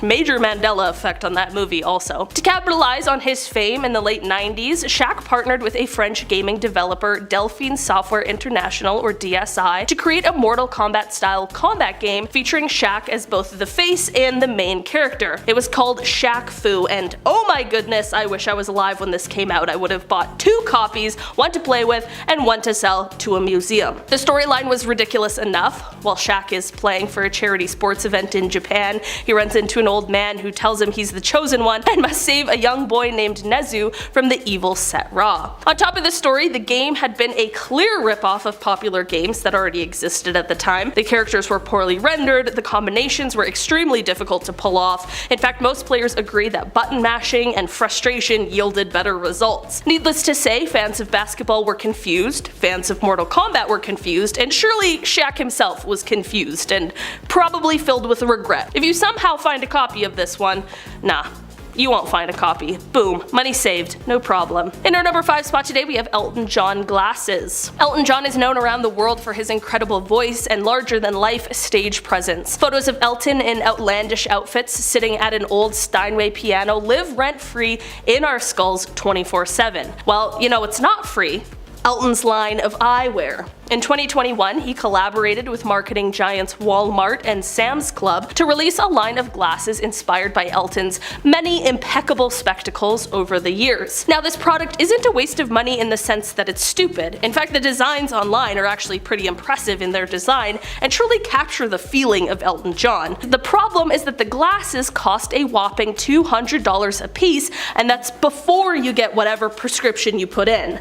I don't know about you, but I'm not confident that I can pull off some of these glasses. I would just be bringing shame on myself and Elton's name. Save your $200 and get a poster or something instead, I guess. In our number 4 spot today, we have Goodles. Goodles, how terrible. Oodles of Goodles are coming your way. The actress, best known as Wonder Woman on the silver screen, teased her Instagram followers in summer of 2021 with a photo of a colorful label for something called Goodles. Gal later revealed that Goodles is a healthy alternative to mac and cheese created by a company she co-founded with company Gooder Foods that was absorbed by General Mills in 2020. She said joining the company was a no-brainer. She's a mom and her kids love mac and cheese, but the common brands aren't always the healthiest in the world.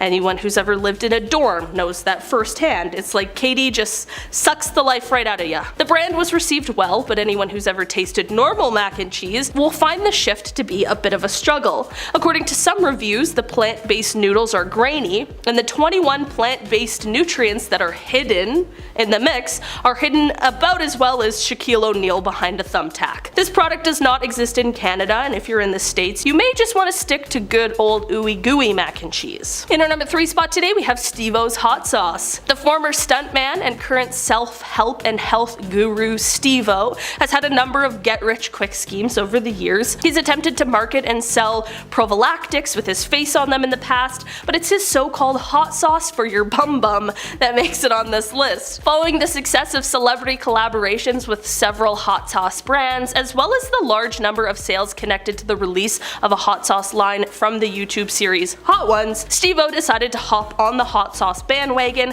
and release his own line of spicy delights. Only his delights turned out to be a bit more of a disaster. The choices are the milder version for your butthole, and there's also an extra spicy version called the Butt Destroyer, and while neither hot sauce is necessarily gross, many fans were disappointed to find that the flavor was similar to a spicy sriracha. While fans of hot sauce should maybe steer clear, fans of Steve-O should grab a bottle just for a little cartoon on the label. In our number 2 spot today we have desserts. Jessica Simpson was one of the biggest pop princesses of the early 2000s. I can still see one of those big posters of her you'd get from like Teen Beat magazine, so big and colorful and usually coupled with Irresistible being blasted at full volume. Ah, the good old days. Jessica actually made a couple of moves outside the world of singing. She briefly starred in a handful of rom-coms alongside comedians like Dane Cook, Iconic, Johnny Knoxville, and Mike Myers, but we don't talk about that movie. She's also made a name for herself in the world of makeup and perfume. In 2004, she launched the beauty brand Dessert, advertised to be a line of edible skin and body care products. The idea is sound if you've ever accidentally sprayed or applied something to your lip, and you've certainly realized that just because it smells good doesn't always taste good. Fans quickly flocked to the stores to buy the shampoos and creams that Jessie wanted them to bring on their lunch breaks. However, the brand was discontinued after only 2 years. So if you do happen to find a bottle, maybe leave it on the shelf. Something tells me that cherry blossom tastes more like vinegar at this point. The main reason that she shut down? Well, she got sued by 2 separate cosmetic companies, Cosmo Jet, and by one Mara Fox, former Precious Metal guitarist and founder of Love Potion perfume. Cosmo were claiming that Dessert owed them over $1 million in manufacturing fees that never reached their desks. Mara was claiming that Jessica stole the name Love Potion several times. The fact was, nobody can trademark that phrase, cause come on, that's clearly a Harry Potter property or something. Between the legal fees piling up and the high demand for new scents and tastes, she was forced to close the company in late 2006. You may say that she got her just desserts. And finally, in our number 1 spot today we have Yeezys. Kanye West had massive success as a rapper, but he made a majority of his money collaborating with the company Adidas to create the shoe line Yeezys. The exclusive shoe that sold for minimum $350 in store and on shelf would release limited quantities every year, which made them rare and highly coveted. But besides Kanye's name being attached to the brand that no longer exists thanks to Kanye going nuts on Twitter in 2019, what was the big deal? Anytime I see a pic of the shoes, my immediate thought is, those look like they were made in a cheese grater. The shoes look like 6 different shoes, stitched together like some Frankenstein's monster of footwear. Look at the Yeezy Boost Onyx. This thing looks like it was designed for people with abnormally long heels, and the rubber? I don't know. These shoes are still available today, but because of the discontinuation in stores, the private sellers market has tripled the price, and even if these things were like 20 bucks, I'd rather throw on a pair of dollar store Crocs any day. At number 10 we have Lady Gaga. Lady Gaga recently went viral across social media with a fake boomerang, and fans have been pretty confused, and majority of them have been roasting the celebrity hard over it. In a video, Gaga could be seen holding a piece of product from her brand while she was tucking her hair behind her ear, trying to mimic a boomerang effect. In the video, Gaga would also tell her fans to sign up early and gain 20% off of her House Lab products. Now, fans' comments have definitely been hilarious to read, with one fan saying she really put "I'ma put the boomer" in boomerang, and another fan would add that Gaga had actually done this on purpose to go viral with the advertisement. Given it wasn't the first time she's made a similar post, they would also note that she's a marketing genius, and they were definitely right about that. At number 9 we have Millie Bobby Brown. Millie Bobby Brown has finally decided to respond to the backlash she received after posting a video that showed her faking her skincare routine. After a video was posted on Millie's page back in 2019 of her demonstrating how she uses her vegan skincare line for teenage girls, Florence by Mills, comments immediately began to criticize the actor for pretending to use products such as her face mist, scrub, wash, and moisturizer. Fans were quick to call out the star for not using any of her products on her face, and some even noted she was still wearing makeup at the end of the video. Millie would later delete the video and would replace it with a note behind the process of her decision. Millie would go on to say, "I'm still learning the best way to share my routines as I get to know this space better. I thought doing a quick video of my replication of my personal process for the night was okay, but that's not how it was conveyed. However, if you hadn't had a chance to try her products yet, run out and grab some because it's pretty affordable and amazing." Hey Peaches, are you liking this video so far? If so, don't forget to give it a thumbs up. At number 8, we have Amber Heard. Okay, so Amber Heard never lied about using her own brand for promotion. However, she is still worth mentioning because she tried to lie about using Milani Cosmetics to win a court case. And Milani even called her out for her lies. During Johnny's and Amber's trial, Amber would claim that she would use Milani Cosmetics all-in-one correcting kit to cover up bruises. The only problem with her claims is that Milani's all-in-one correcting kit didn't launch until 2017. Milani would even post a TikTok video that the product wasn't even available before 2017 and highlighted that the actress was using it from 2012 to 2016. Now, Amber's attorney did not specifically name Milani Cosmetics in court, however they did hold up the kit and said Amber carried this exact one every day. At number 7, we have Addison Rae. Addison Rae was accused of trying to scam fans after launching a face mist that protects skin from blue light damage, just months after another influencer had to cancel a similar product due to backlash. Addison Rae would then release her own version and would say that her product was designed to guard and relieve the skin from blue light that comes from cell phones, computers, and TVs. Many were quick to say that Addison's product is a scam because there is still very limited evidence to prove that blue light is even harmful to skin in the first place. Most health concerns regarding overexposure to blue light relates to eye strain and vision problems, not skin. So the TikTok star should have opted to create her own line of blue light glasses rather than a product to scam her fans into thinking blue light actually damages our skin. At number 6, Selena Gomez. Selena Gomez was smart when she created her makeup line, but she failed to mention that you physically can't use her products with other products. So unless you're going to buy her whole line of eyeshadows, foundations, concealers, blush, bronzer, you won't be able to do a full face because everything is going to fall right off your face due to her formula. Since Selena Gomez's line, Rare Beauty, is a water-based formula, unless you're using a similar water-based formula, you're definitely going to have some problems getting your makeup to stay all day with a flawless appearance. So with her claiming that her product really holds up and stays all day, the statement's only partially true because in order for it to hold up all day, you have to purchase the whole line, and that's a hefty amount of money to splurge on all at once. However, with Rare Beauty using their resources to support mental health and bring mental health services to an educational setting, it's a brand we seriously can't help but support, as the products do what they claim and their impact is truly beautiful. At number 5, Rihanna. Rihanna's line, Savage X Fenty, has drawn in millions in investment funding because it has been lauded for its inclusive sizing and diverse marketing. However, Rihanna's company deceptively promotes discounts and prices that are only available to consumers who are part of the company's membership program, without clearly disclosing the fact when marketing the discount. When consumers flock to the site for the deals, they are automatically enrolled by the company into an extra VIP membership. And the company doesn't clearly disclose the terms and conditions, like needing to take affirmative action every month to avoid reoccurring charges. And some of these items listed on the site are already defaulted to VIP pricing, and they don't give an option to purchase it at a regular price. So if you add one of these to your baskets, you're automatically being added to Savage X monthly membership plan.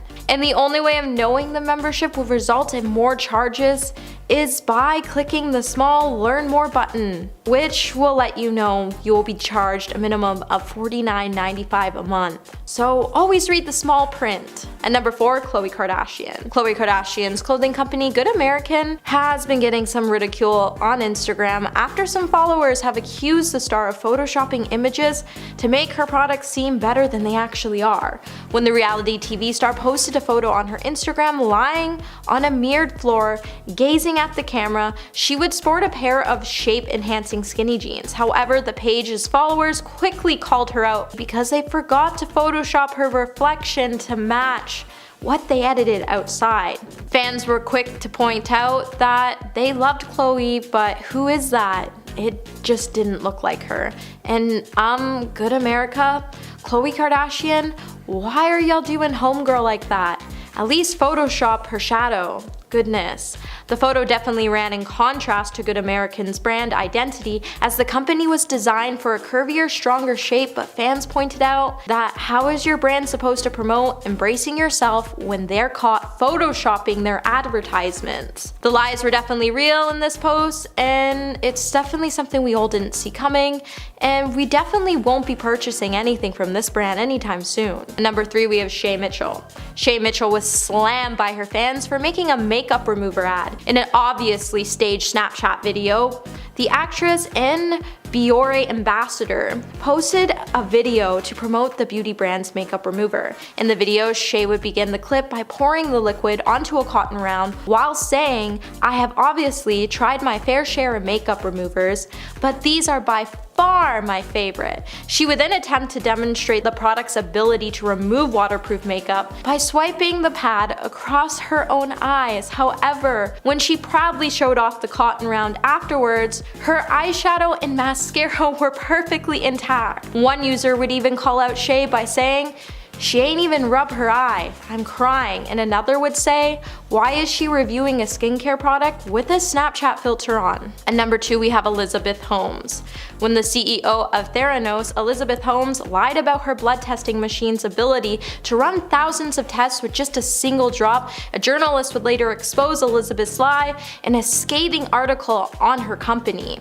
Before it all came crashing down, Elizabeth had won the trust of corporations such as Walgreens and world leaders. Elizabeth's company's products technology simply didn't do what the company repeatedly told investors, clients, and the media. While Elizabeth and her team said the machine could run over 200 tests, it was actually only able to run about a dozen, and they were actually using equipment that was already available on the market. Yet Elizabeth would hide this fact from investors, and she would claim that the company used their own equipment. They would then go on to fake demonstrations to strike major deals with companies such as Walgreens, and they also faked demonstrations with investors and gave misleading information about the product's clinical trials. And number 1, we have Kylie Jenner. When Kylie Jenner claimed Kylie's skincare line was vegan, evidence would emerge to prove otherwise, and her fans would shortly come to call out the star for her lies. After fans discovered some ingredients in Kylie's line came from animals, fans would begin to slam Kylie for promoting her products as vegans when her products such as her toner and face wash weren't vegan at all. In her vanilla milk toner, it contains ingredients such as squalane, which is traditionally sourced from the livers of deep-sea sharks. Although this oil can be harvested from plants as well, Kylie's ingredient list doesn't specify where the oil is from. Fans have also pointed out that her foaming face wash contain ingredients which are sourced from castor sacs of mature beavers. Also, her vitamin C serum smells like a meat stick. Which makes matters worse is Kylie didn't even respond to the claims, so this brand definitely isn't vegan, so if you're vegan, don't use it. Starting off our list today, in the number 10 spot, we have Too Faced. It seems like the reputational danger to Fox from this Dominion suit did not only come with bogus claims about the election, but there was also a border danger that loyal viewers of the network might begin to ask whether they are being conned. Perhaps the single most striking example came from Carlson. In one text revealed in the discovery process, Tucker tried to claim that he passionately hated Trump, and that the assessment was also so incongruous with Tucker on the air attitudes to the former president that it started to raise a lot of questions. Since at some moments Tucker has claimed that he is on Trump's side, and on other occasions he has admitted that he completely hates the guy. It's gone to the point that it has people questioning whether or not he's saying what he wants to say or someone telling him what to say, because how do you claim you like someone but then a few short moments later you claim claim you hate them. It's either one or the other. You can't have both. Number 9, immigrant comments. In December 2018, Tucker Carlson made offensive comments about immigration during the opening of the episode of Tucker Carlson's Tonight and lost show advertisers as a result. After he said, "Our leaders demand that you shut up and accept this. We have a moral obligation to admit the world's poor. They tell us, even if it makes our own country poorer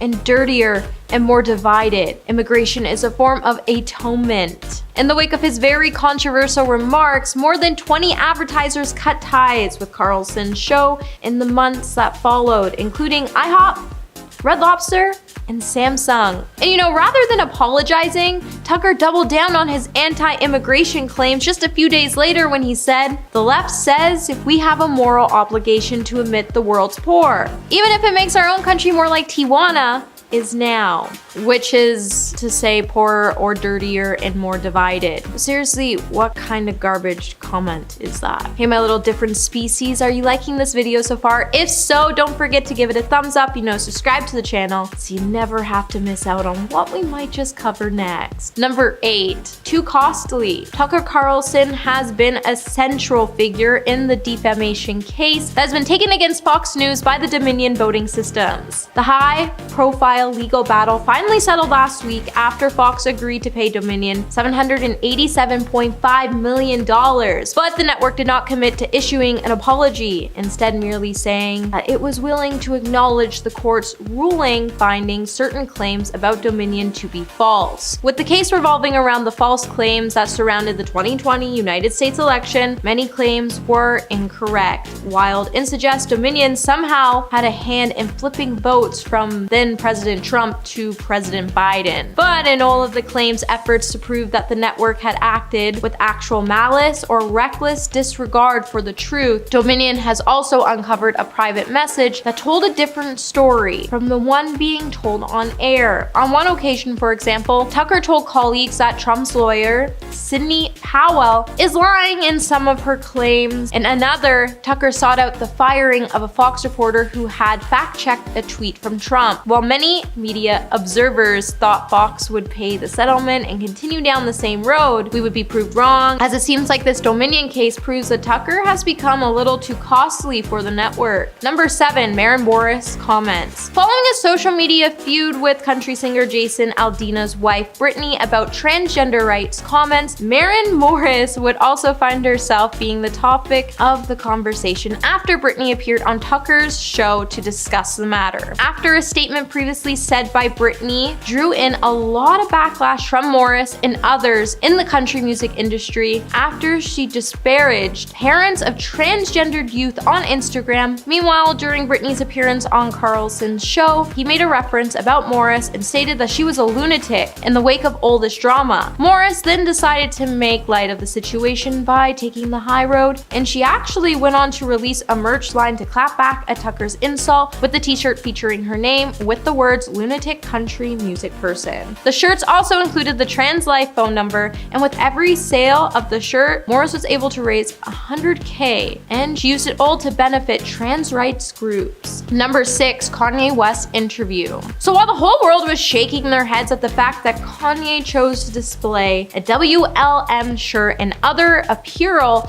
during his Yeezy Season 9 presentation during Paris Fashion Week, everyone was urging the star just to stay away from social media. However, Tucker Carlson felt differently, and he decided to interview Kanye on his decision. In the interview, Kanye would defend his decision for wearing a White Lives Matter t-shirt during his presentation during Paris Fashion Week on Tucker Carlson Tonight.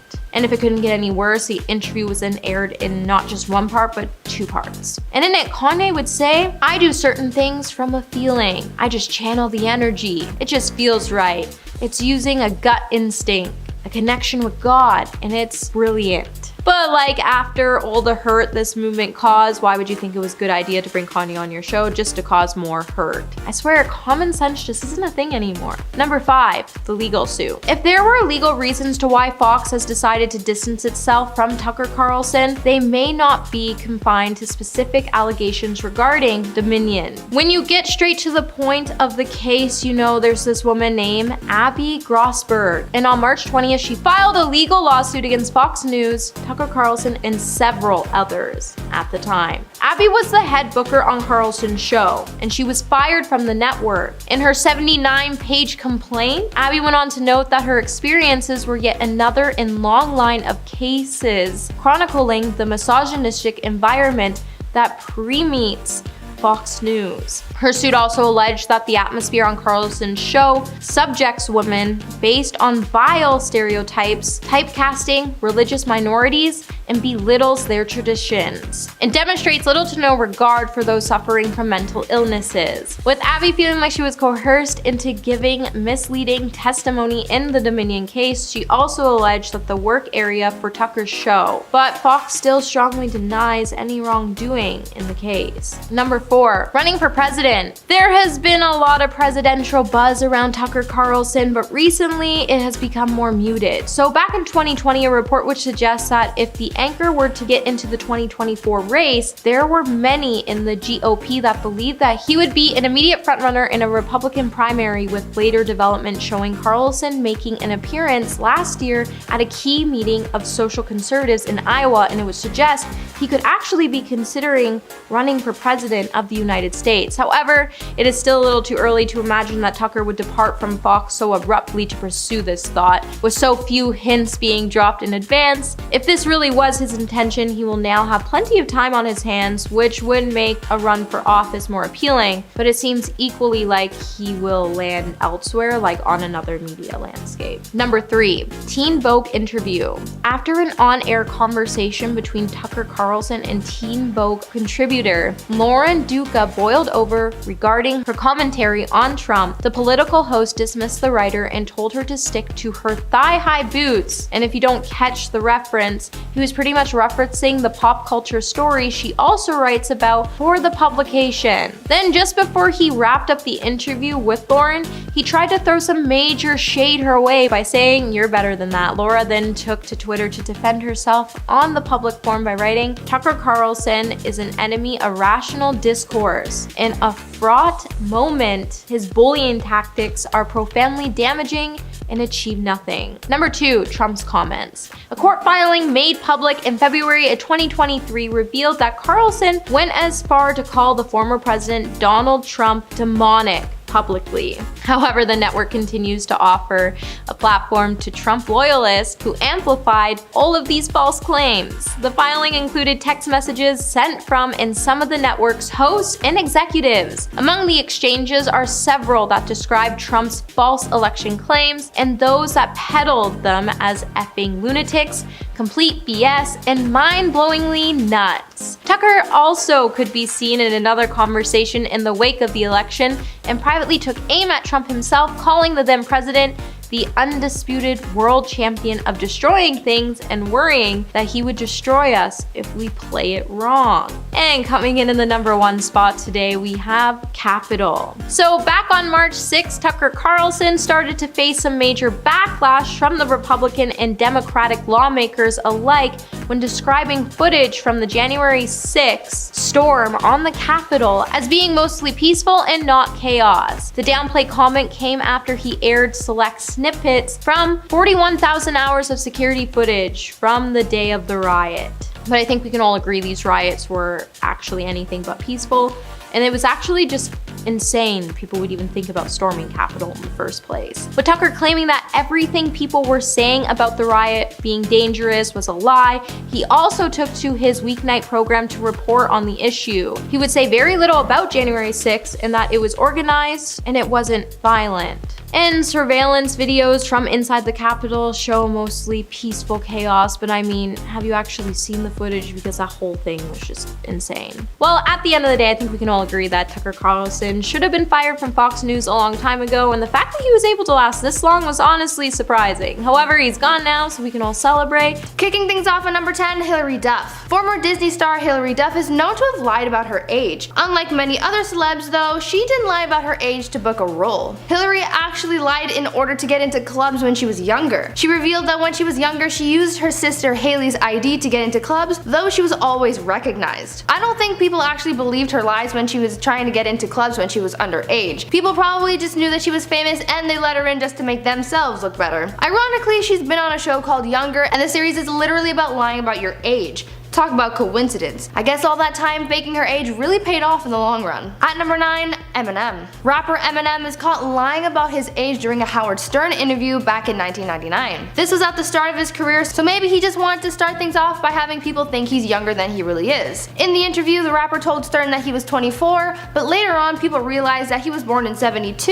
and at the time of the interview, he would have been 27. Some people thought that maybe he just forgot how old he was for real, but we may never know. Also, side note, I didn't know Eminem was that old. I've been here thinking he was like in his 30s for the longest time, but turns out he's almost 50. I'm honestly shocked. In at 8, Jennifer Lopez. Up next, we're talking about Jenny from the Block. J-Lo was caught lying about her age back in 1999. A lot of this stuff happens in 99. For a while, she had been telling people that she was born in 1970 and that she was 29 at the time. But following a nightclub shooting in 99, she and P. Diddy, her boyfriend at the time, were brought in for questioning, and that's when the truth came out about her age. When police ran her through the system, they noticed that her information didn't quite match up, and so she had to come clean and reveal that she's actually a year older than she claimed she was, and that she was born in 1969 and was actually 30 years old at the time of the incident. Now, don't get me wrong, J-Lo is still looking fuego, but why did she feel the need to shave off a year? Just 1 year doesn't really make much difference, but I guess she just wanted to live her 20s one last time. Coming in at number 7, Whoopi Goldberg. Whoopi Goldberg is known for acting in productions like The Color Purple, Sister Act, and Star Trek Next Gen. She's played some pretty iconic roles, but did you know that she actually lied about her age to get a lot of these roles? Unlike many other stars who say that they're younger than they truly are to get ahead in the industry, Whoopi actually claimed to be 6 years older than she really was. Whoopi has said that she needed to pretend to be closer to her 40s in order to get a role. This lie started back in 1986 when the actress was 30, but told producers that she was 6 years older in order to book a job, so she claimed to have been born in 1949. This is not very common to see a celebrity say that they're older, since most of them want to preserve their youth in the media, but Whoopi did it to secure her bag, so props to you, Whoopi. In at 6, Jay-Z. There's been some confusion surrounding Jay-Z's age. On a radio talk show, host Troy Turan claimed that he and Jay-Z were actually the same age and were both 50. He went on to say that the idea that he was in his mid-40s was made up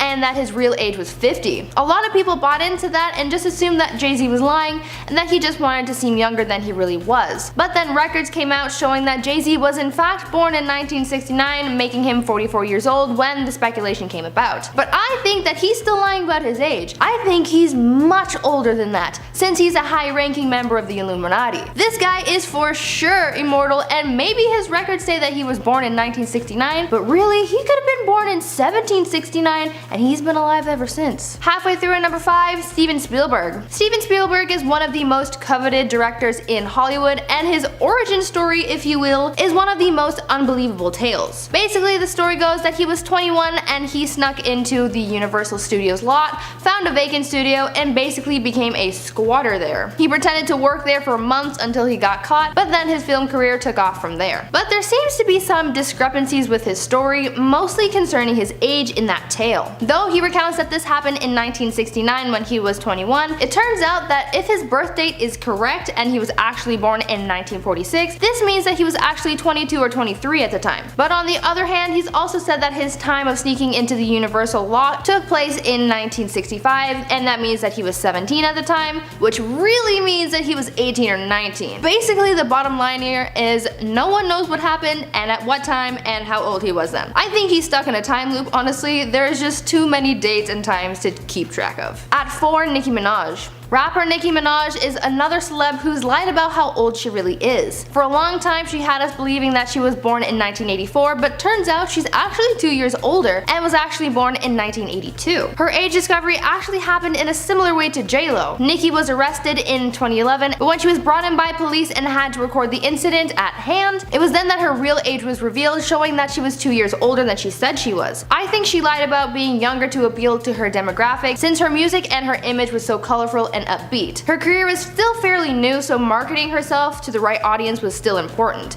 But still, only 2 years? 2 years really isn't that much of a difference. Coming in at number 3, Rebel Wilson. After a high school photo of the actress resurfaced, Rebel was forced to come clean about her age. Although she had been claiming to be 29, the source revealed that she was actually 36. That's a pretty big jump, but you wouldn't have believed it if she didn't say anything. One of Rebel's former classmates was actually the one to call her out for lying. She said that the actress was born in 1979 and graduated high school in 97. Rebel came out saying that she felt hurt when she was called out. She also went on to say that in the film industry, a lot of people face ageism and sexism, so she wanted to seem younger in order to avoid this. She was so cheesed that she even took the publication who leaked her age to court and won just over $3 million for the defamation case because she claimed that the leak cost her jobs because of her age. In at number 2, Nelly. Rapper Nelly really bamboozled a lot of people when the truth came out about his age. Back in 2003, Nelly was included in Teen People's list of the hottest stars under 25. Obviously, to be eligible for this list, you have to be under the age of 25. That's kind of a given. So Nelly and his representatives told the publication that Nelly was 22 at the time, and so he was accepted and put on the list. Later on, it was discovered that he lied about his age to get into the publication, but this was not a little lie. Oh no. Instead of being 22 like he said, he was actually 28. That's a big jump. If you're gonna lie about your age on that list, I'd understand if you were like, oh, I'm 24, but you're actually 25. Like, that's not a big deal. But to go from like, oh, I graduated high school 4 years ago to I'm almost 30 is a big ol' stretch. Finally in at number 1, Mila Kunis. Mila Kunis has been known to lie about her age from time to time, but one instance when she lied about her age where it actually paid off was back when she auditioned for That 70s Show. When she auditioned, the producers asked her age, and she told them that she was going to turn 18. What they didn't know was that she was actually 14 at the time. That's a pretty big age gap when you think about the fact that she was claiming to be almost a legal adult when she was actually an 8th grader. Mila's argument for justifying her lie was that she was turning 18, but she never said when. She would eventually turn 18, but that was just gonna be a little bit longer than they assumed. I mean, she's not wrong, but still. Obviously this lie worked out in her favor as she booked the role, but man, it's a good thing she didn't get in much trouble for this. Number 10, charity pledges. The infamous charity pledges. From her initial divorce settlement, Amber Heard was given $7 million. She pledged in court to give the money entirely towards charity, with a few million to a children's hospital in Los Angeles and the rest to a labor rights group. But now that a few years have passed and we're looking more closely at the receipts from this claim, we find out that Amber has donated barely anything to the charity. The labor union testified that they never received the full $3.5 million that it was promised, and that about half of the donations that it received in Heard's name came from Elon Musk, who dated Amber after her and Johnny broke up. Amber deflected by stating on the stand that she still planned to donate all the money she promised, but that the defamation suit, which demands up to $50 million in damages, got in the way. Quote, "I still fully intend on honoring all of my pledges. I would love him to stop suing me so I can." Interestingly, there are about 4 years between Amber and Johnny divorcing and the Sun libel trial, of which she was not being sued for. Number 9, the makeup palette. Previously, in the opening statement back in April, while discussing how she used to cover her bruises from Depp hitting her multiple times, Amber's attorney held up a Milani Cosmetics color correcting makeup palette. She stated that Amber had used this makeup palette to hide her bruises after the onslaught delivery by Johnny to make sure that no one discovered her bruises and lesions. But in a now viral TikTok video, Milani Cosmetics themselves refuted this whole statement, saying that their color correcting palette came out in 2017. A full year after Amber had gotten a restraining order against Johnny. Johnny Depp supporters online used the issue to allege that Amber was lying about actually being hurt by Johnny during their relationship. But now that Amber is back on the stand, she was shown the same Milani Cosmetics palette and asked if she used it. She said she used something similar to it. Quote, "This is what I was talking about as a color correction palette, as a color correction kit. This is not, obviously, the exact one I used to carry. but I used to carry something like this with me all the time. Amber told the court that the makeup she did use she referred to as her bruise kit. She also explained that she would ice her injuries to reduce swelling, apply cream, and then put the makeup on. Quote, the idea is that you want to counteract whatever color you're working with on the bruise. So first day of bruising, well, the immediate is red. The red is what shows up right away. So you want to go with the opposite on the color wheel by dabbing a bit of green or something to counteract the red. While the attorney for Amber previously insinuated that the Milani Cosmetics palette was the one that Amber specifically had used, once the makeup brand refuted the claim, it was changed to one like this. Number 8. Sharing embarrassing photos of Johnny. During her testimony yesterday, Amber was being cross-examined and asked about whether she sent a photo to a friend of Depp sleeping after allegedly having consumed substances. Johnny's attorney characterized the photo of Depp asleep with ice cream spilled on him as embarrassing, and asked whether Amber had sent it to anyone. Amber stated that she didn't think so. But very quickly, the attorney showed a screenshot of a text message that Amber sent to her best friend. The message attached to the picture reads, quote, this is what I'm dealing with. When she was shown the text messages between her and her friend of the photo of Johnny debilitated with the caption, this is what I'm dealing with, Amber's attorney asked, quote, and this is you supporting Mr. Depp? Amber rebutted, stating, quote, this is me getting support from my best friend. I also need support. Number 7. Never hitting Johnny Depp. At the beginning of the trials, Amber continually pressed the alleged fact that she never hit Johnny. She said that she was solely the victim to his harm and that she never raised a finger against him. We found that not to be true because the instance with the stairs became apparent. During one of their fights, Amber ran up the stairs with her sister. Allegedly, Johnny raised his hand to her sister, who got between the couple, and Amber hit Johnny to defend her. So the story changed from Amber has never hit Johnny to Amber has hit Johnny once in defense of her sister, who was clearly in a position of danger. According to Amber, her panic and fear for her sister came from the rumor she heard that Johnny had pushed his ex-girlfriend, Kate Moss, down the stairs during one of the fights back in the 90s. The rumor is absolutely not corroborated and could push the court in the favor of Johnny from Amber. Number 6. Hit Johnny Depp once.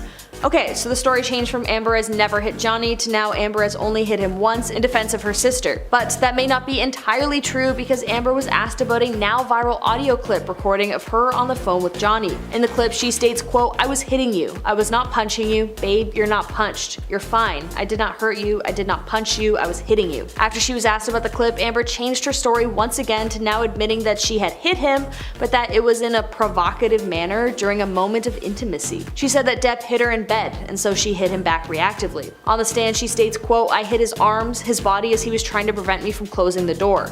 I knew what he would do to me when he got to the other side. So now the story has gone from never hitting Johnny to only hitting him once to now twice. Number 5. Adjusting her timeline. While on the witness stand on Monday, Amber spent the first few minutes changing her story and adjusting her testimony, telling the court that the alleged harm from Johnny began earlier than she previously thought. Quote, I'm embarrassed to say I think I would have liked to believe that the period of time in which I fell in love with Johnny, in which we fell in love and he was sober and he wasn't violent to me, lasted longer than it did. She said following a review of therapy notes, she recalled earlier moments of alleged harm that dated back as early as 2012 rather than her previously stated 2013. When asked by her attorney why she didn't recall these moments, Amber stated, quote, that's not how my memory works. Number 4. Amber not being a fan. While up on the stand, Amber spent some time describing her early days in a relationship with Johnny. She also describes what she thought of him before she got to know him. Quote, I knew who he was. I wasn't familiar, I wasn't a fan of his work. I wasn't familiar with him. But then some fans found a decades-old interview with Amber in which she was asked whether she was a fan of Johnny's growing up. The younger Amber says, quote, I mean, who isn't a fan of Johnny's? That's a given. He's been a cultural icon and talented actor since I can remember. Number 3. Amber leaked evidence to TMZ. Previous testimony from the original 2016 divorce proceedings from Amber are currently under scrutiny as well. Allegedly, she may have slipped up while on the stand originally. During Heard's cross-examination in Virginia's Fairfax County Circuit Court on Tuesday, May 17th, the Aquaman star was shown footage of her 2016 deposition in which she discussed her divorce from Depp. She was heard in the video admitting that TMZ had been alerted about their divorce as well as her filing for a domestic violence restraining order against Depp, before awkwardly covering her face with her hands. Also at the original trial, Amber stated, quote, I wanted to tell Johnny, or have him told by Jerry, the Depp's former bodyguard, or someone who knew him or was close to him. Basically, I didn't want him to find out online. I would like him to know information coming from me or coming from Jerry from me, so that he finds out about the divorce filing or my intention to do so from some other source other than TMZ, which had been alerted. Depp's lawyers then accused her of leaking the information to the press well before she officially told Johnny that she wanted a divorce. Amber fumbled through her responses, saying that she wasn't sure and that it wasn't her area of expertise. Number 2, Amber's broken nose. And now another time when Amber allegedly got hit by Johnny and a day later appeared on the James Corden show looking absolutely flawless. Johnny Depp's legal team grilled Amber Heard over photos of her looking fresh-faced during public appearances after allegedly being beaten up by Depp. The court was shown a clip of Amber Heard appearing on the Late Late Show with James Corden in December 2015 with no visible marks or bruises on her face. She previously told the court in her defamation trial that her makeup team had to work around the wounds and apply, quote, super heavy red matte lipstick to hide her bloodied lip. While I don't doubt the power of makeup, it's hard to hide visible swelling. Number 1, Amber has never hit anyone. While Amber Heard had previously claimed that she never hurt anyone before her relationship with Johnny, which required her to fight back to escape further harm, and in an act of self-defense, Amber's past shows a very different story. All the way back in 2009, she was actually arrested and charged with hitting her girlfriend at the time, Tasia Van Ree. In the end though, charges were dropped, but this isn't where the lie comes in. The couple tried to claim that the only reason Heard was arrested was because the arresting police officer had realized that they were partners, not friends, and that the arrest motive was homophobia and prejudice. It was later found out that the officer who had arrested Heard was in fact part of the LGBTQ community herself. Was actually an advocate and person who fought for equal rights. The officer spoke out after this entire ordeal, saying that despite these claims against her, she arrested Amber because a violent fight occurred and that she was the one who witnessed it in the first place. So Amber directly lied under oath by claiming she was non-violent despite having a history of hitting her girlfriend in the past. No matter how this court case ends, it will definitely finish the toxic saga between Amber Heard and Johnny Depp. Coming in at number 10, Johnny Depp threw his phone at Amber, causing injury. This is definitely one of the biggest ones on the list. The initial case against Johnny that he harmed Amber physically exploded onto the internet back in 2016 after the former couple got divorced with irreconcilable differences cited as the reason. Although they had initially made a joint statement saying that the divorce was amicable, it very quickly got ugly when Amber filed a restraining order against her former lover. During the case against him, she alleges that Depp threw a cell phone at her during a fight, which struck her in the eye and the cheek, and that he claims he screamed at her, grabbed her face, and pulled her hair. She also submitted a photo of her face all bloodied and bruised. But documents later falsified this claim when LAPD officers who responded to the call during the time of the fight stated that they found no evidence of any crime having taken place. In the current defamation case, Heard's lawyers subpoenaed the LAPD, which basically means they called the cops to court. I guess during these current suits we'll see more of an elaboration on that fight, but as of now that's all we have. Number 9, they both claim that neither party has made false accusations for financial gain. In August 2016, after their divorce had been officially finalized and settled, the pair released another statement saying, quote, "Our relationship was intensely passionate and at times volatile, but always bound by love. Neither party has made false accusations for financial gain. There was never any intent of physical or emotional harm." Fast forward to now, the claims that neither party has made false accusations has been completely turned on its head. Not only that, but financial gain is at the forefront of these cases. Currently, Depp is suing Heard for $50 million, and she is countersuing for $100 million.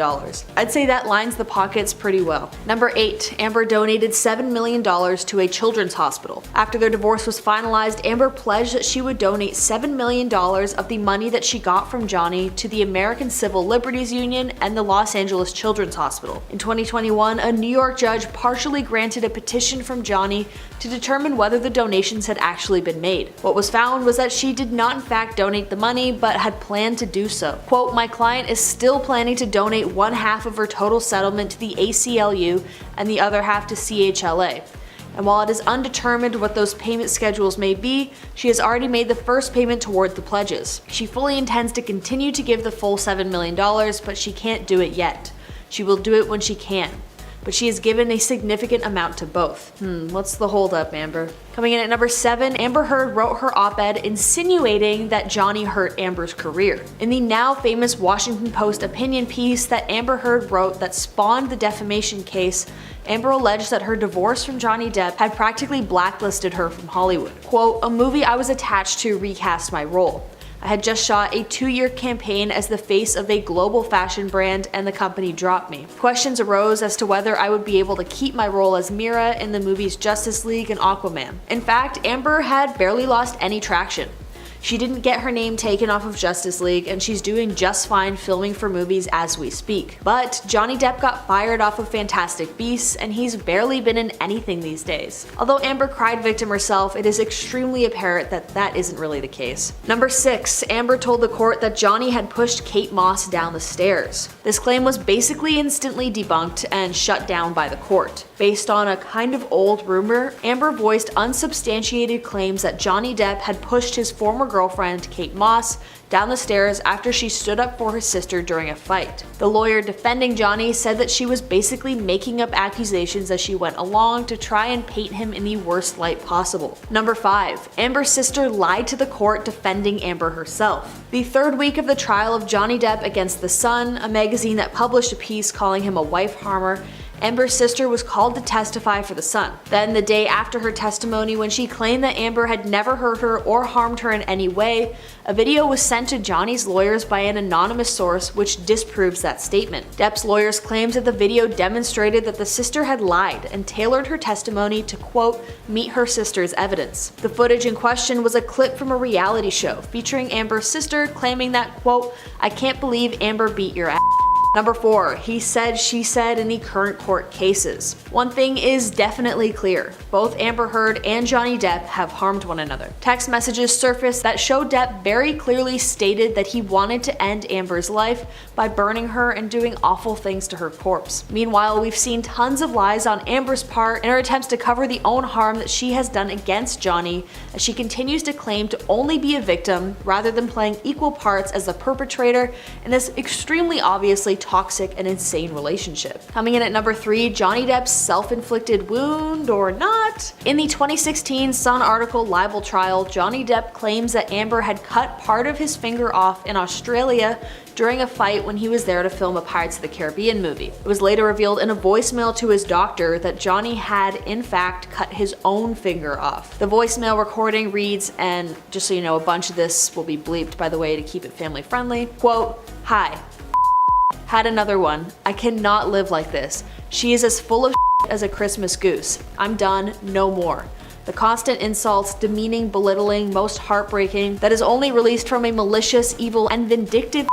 But you know what? Far more hurtful than her venomous and degrading, endless educational ranting is her hideously and purposeful, hurtful tirades and her shocking treatment of the man she is supposed to love above all. Her obsession with herself is far more important.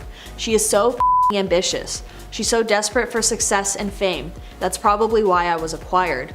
Although she has hammered me with that a sad old man has been I am. I'm so very sad. I cut the top of my middle finger off. What should I do?